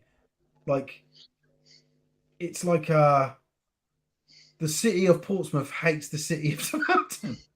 and it comes through in like it's a dockyard thing. So the dock workers of Portsmouth went on strike. The merchant that's the normal navy, like the military navy, and the merchant navy, which is the commercial workers in Southampton's docks. They worked in Portsmouth to cover the strike to make it obsolete, and so from that day on they were called scum. So we literally, even my mum will refer to Southampton as scum. Oh, we're going to scum. Oh look, I saw scum lost. Yeah, like it's like the rivalry is like, and it's funny, as fierce as it is if you're from the cities. I don't think if you're a university student it's as like powerful. I don't think it's fair. I mean, I guess it's sort of, it could just be, Lincoln and Hull's American football side's not really mattering too much. I remember when Hull beat us like 2 years ago, they immediately had 30 memes ready to go, ready to send our way, and we've got I've still got them on my phone, and they are really, really funny, and they were going to thrash us. But even if going back to when I did a year at St Mary's in Twickenham, like throughout the year they would shit on Brunel, like they would all year round they'd shit on Brunel. Don't start this. Well, is this they would. It's so funny enough, the for varsity this year, it's in a couple of weeks. Alumni are banned. Alumni are banned. Alcohol is banned. Alcohol's banned. And waste of time. It off at the last one. The football match, all-out brawl, police involved, everything. It just descended into chaos. I don't remember because I was, shit face. I dropped a few pills. Didn't have any alcohol on me. They kicked in, 5 minutes in. I can't remember the rest. But for legal reasons, he can't comment. Yeah. Jesus. So that's another quite fierce rivalry then. But yeah, I didn't know only St Mary's could put together an American football side, which they're never ever going to do. So they get fucked, absolutely fucked. They would, and I hate St Mary's as well. So they can fucking St Mary's. What's their team? They don't have one. They don't have a team. They're a big rugby university. It's based in Twickenham. Well, which fucking London team am I thinking of then? QMBL? Queen Mary. No, it was another team. I can't remember, but that's what. Used to have BNU. BNU used to be the old closest BNU, one. that's they were terrible, weren't they? They're the Buccaneers. The Buccaneers, yeah. Where's BNU? What university is that? Buckinghamshire New University, I think.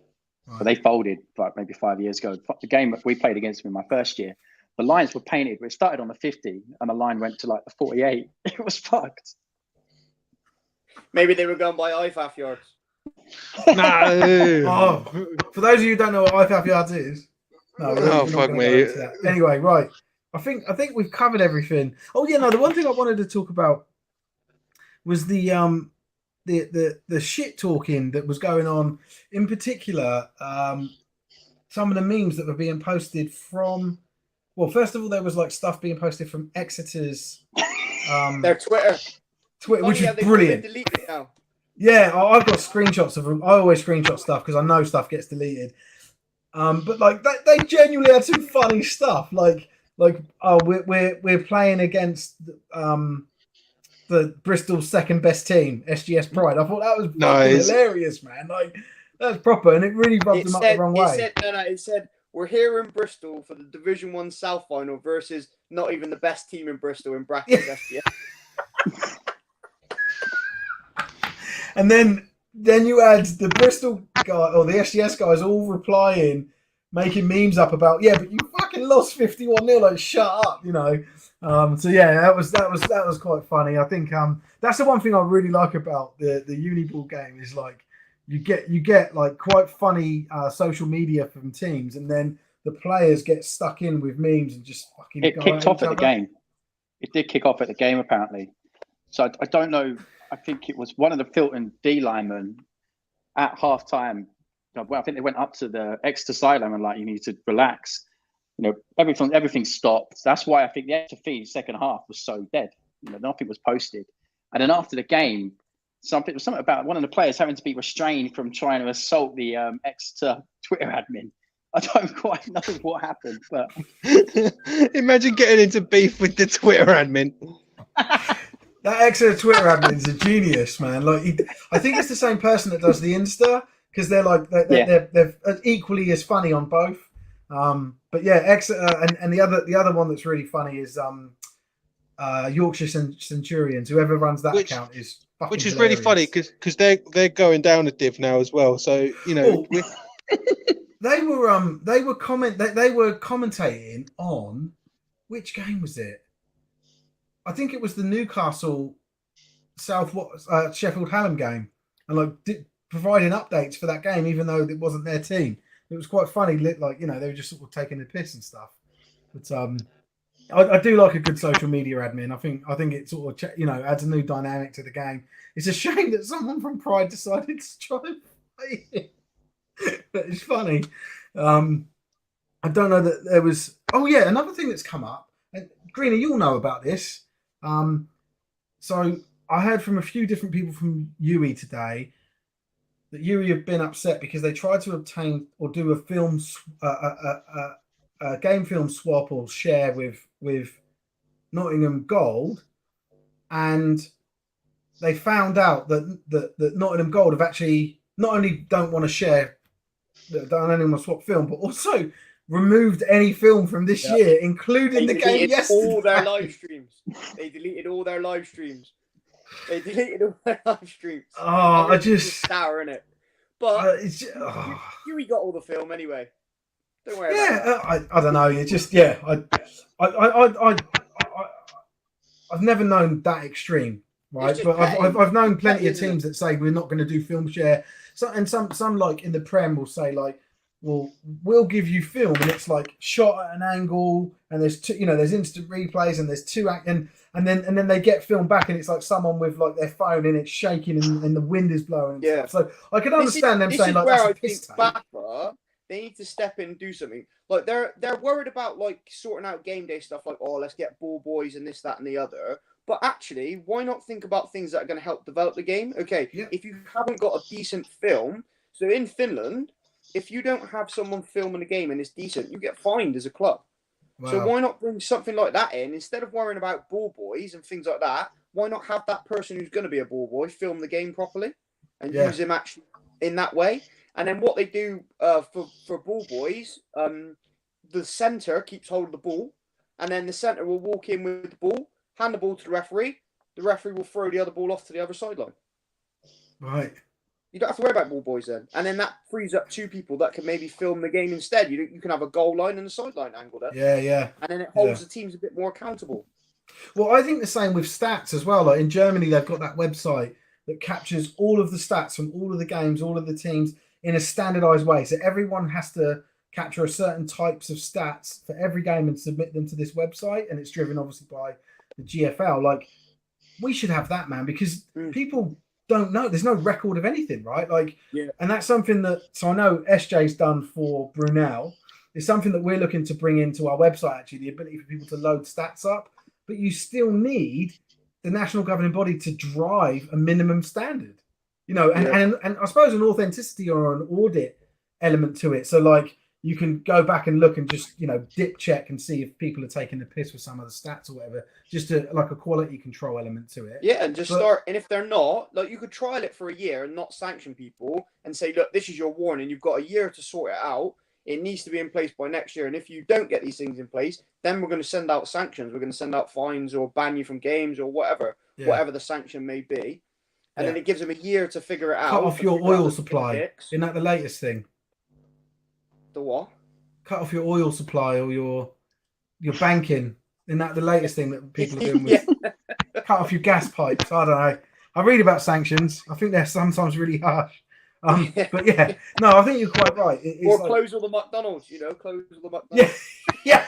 Do you know what we should stop them doing is get BAFTA to stop Microsoft selling their products in that city.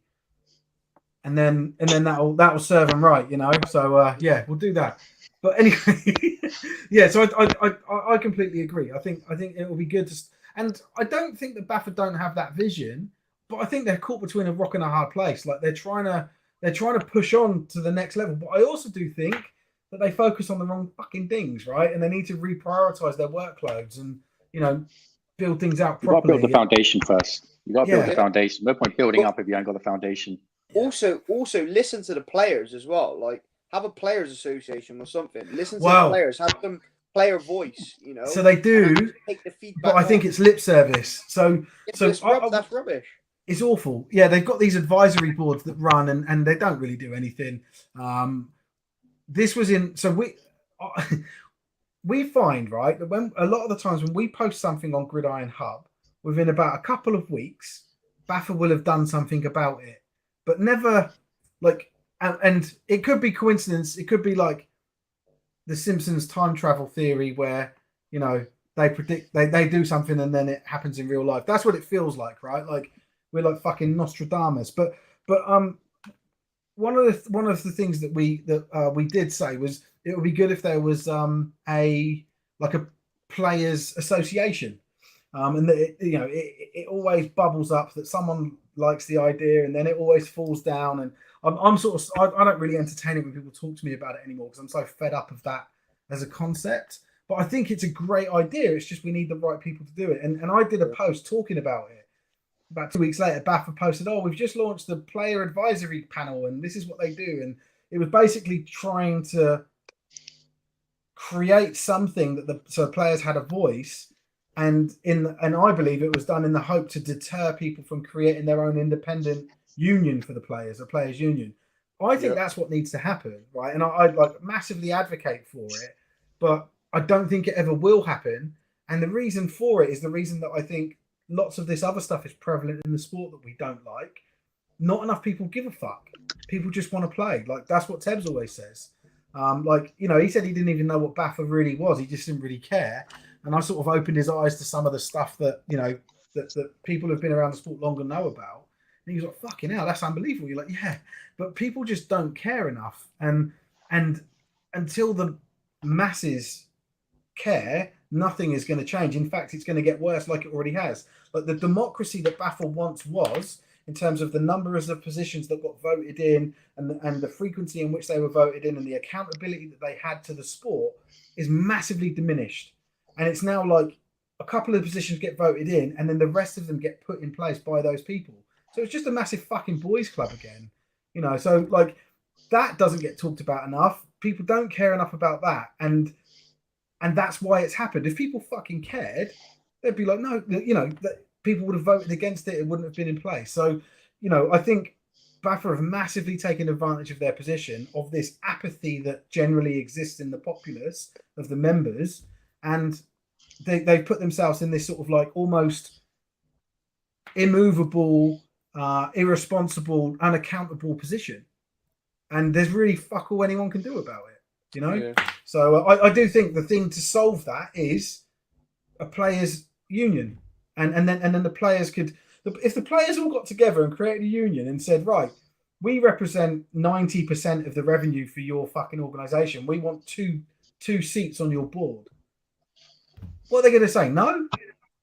We'll say, cool, okay, well, we'll go to another organisation then. Fuck you, we're not playing for BAFA. Like that's how unions work, right? They armbar their way in. They start to influence policy. All of a sudden, players are allowed to celebrate a fucking touchdown. Do you know what I mean? Like, and wear a t-shirt. And wear a t-shirt. Yeah, wear a fucking t-shirt. Like, don't get me started on that. Like it's just or even chit chat across the 50-yard line to other players warming up. Like, it's just ridiculous. It's yeah, but Steve, we can wear number 0 now. Yeah. Thank you. Yeah. No, I mean that's cool. Like, but that's what I mean. Like, I don't think that until like it's clearly obvious that the people that run the sport don't know enough about it, haven't played it, certainly at any level of competitiveness, or professionalism, and are trying to sort of muddle together a fucking league. I think what should happen is BAFA should pull away as an NGB and just focus on policy and running things like the FA does for football, and leave the leagues run into an entire different entity like the Premier League and the Championship, etc. They've all got their own structures, so they're all run independently. That's what I think needs to happen. Because Baffa control too much at the moment, and they're a fucking joke. But anyway, I could talk about Baffa all night. But we should probably end this here because we've been going for 2 hours again, almost. Tebbs, you got anything else you wanted to talk about or say? No, I'm good. I'm happy. Oh, I'm happy. Oh, can I just get you to talk about Brady for a few minutes? I mean, yeah, if you want me to. It's good we Yeah, got because other people I think you're a bit of a prick about him. Yeah, fuck Tom Brady. Yeah, fuck him. Yeah, Fuck him. I'm the complete opposite. He was shit for the Patriots for 1,000 years. He was shit for the Buccaneers. Why don't you? You're so salty. You sound stupid. Tampa Bay. You sound like a typical Div 2 player. No, Tampa Bay is the worst fucking team in Florida. The worst. The worst. Not even close. Awful franchise. So they were the latest team in Florida to win the Super Bowl, but they're the worst team now. And they true. It's strange how that works out, but somehow how did Miami and Jacksonville do in the playoffs this year? Huh? Exactly. Oh, yeah. Fuck off. You're a Miami fan. That's why you hate Tom Brady. Did you hate him before he went to the Buccaneers? Yes. Why? Because he plays for the Patriots. Yeah, you're in that division together, aren't you? It's not difficult. Oh, both of you. Greener. Both Greener and SJ. Oh, yeah, but you two make me fucking sick. I don't support any of those teams, but I can absolutely... I'm excited about Brady coming. I'm excited about Brady coming back. I think that's really fucking cool for you, Steve. Let me tell you why it's a bad idea. Yeah, go on. Tell me what's bad. I don't get it because I don't want him there because I don't want my team to have to go through Tom Brady. It's just that simple. But he's in the NFC. That's why you never climb out of the muddy shithole that is Div 2. Well, then that's probably true. You'll have other Div 2 crabs pulling you back into the bucket. So what are you? You just all stay there. So what? If I'm a Div 2 crab, what are you? I'm a fisherman. Great white. I'm a fisherman. I'm a lobster. One of them big ones. With the blue colour ones. They're really rare. No, sorry, do the emotion again for me. Do that. You got to lift them up. See, crabs do that. I can tell you're a crab. Lobsters have got theirs up here, above their head.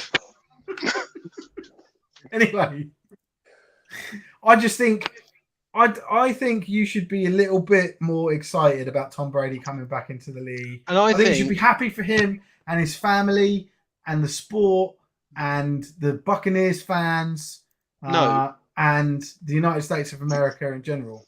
No, obviously, it's good. It's good he's coming back. Yeah, he's playing these 45, 23 seasons. Yeah. That's radical. Don't care. Give me more of Tua Tagovailoa. Give me more of that. Give me more. Don't care about expectations, though, has he? Don't care. Don't care. You met him. I've met him. Anyone else met him? No. I'm pretty sure I set up that meeting. I'm pretty sure I helped you meet him, didn't I? Oh yeah, but that doesn't count, does it, Steve? So that's what I am. That's what I am. See, where you're the crab, I'm the one pulling all the strings and setting things up. I'm the one that makes it happen. But yeah.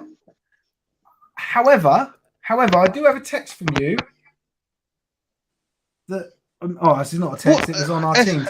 You called dibs on Germany this year. Shut up.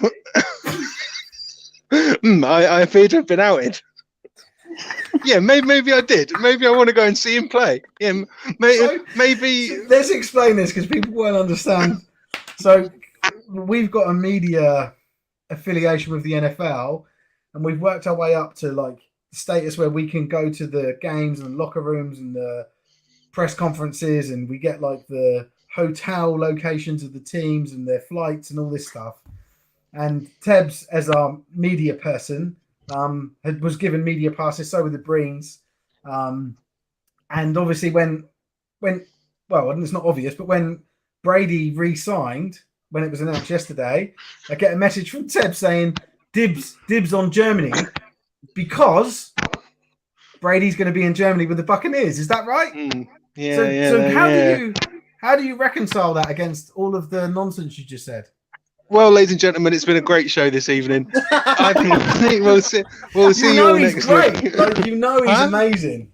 You know I'm he's amazing. sorry, Steve. My Wi-Fi's going out. I'm sorry, man. Sorry, bud. You know, I can't hear what you're saying. So yeah. So as much as you're beaming about meeting Tua, you're going to meet Brady, and you're going to be well. You'll probably learn German leading up to it and everything, just so that you don't get lost, and you guarantee you're gonna everything goes smoothly when you go over there. You're taking this seriously, I can tell. Imagine that picture of you and Brady. It's more so that I've dug myself into a hole. It's good, isn't it? I didn't do this on purpose, by the way. I'm really pleased it's turned out like this. Well, have a think about it, and next week you can tell everyone why you want to go and see Tom Brady so badly. Because I need to know that, because otherwise I could give away the pass to someone else. What, instead, like, you'll do something really bad, like send me to the Jags game. Chris, you have to watch the Jags versus the Falcons. No, no, don't. A fate worse than death. Don't do it. Oh, mate. Right, we're done. So yeah, next week, Tebbs, we can all hear your plea. How many words do you want? Do you want a 1,000-word essay? What do you want? No, like just a couple hundred's fine. Yeah, it don't have to go too nuts. I just want to know why it's so important to you that you want to go to see the Buccaneers in Germany. Yes. Right, let's end this. Thank you everyone for watching. Thank you, Greener SJ, for coming on and joining into the fucking nonsense. It's been fun as always. Can I have a thank you? Nah, I don't. Oh, okay. No. Well, yeah. No, I don't think so. I'll think about it. Right. See you later. See you later.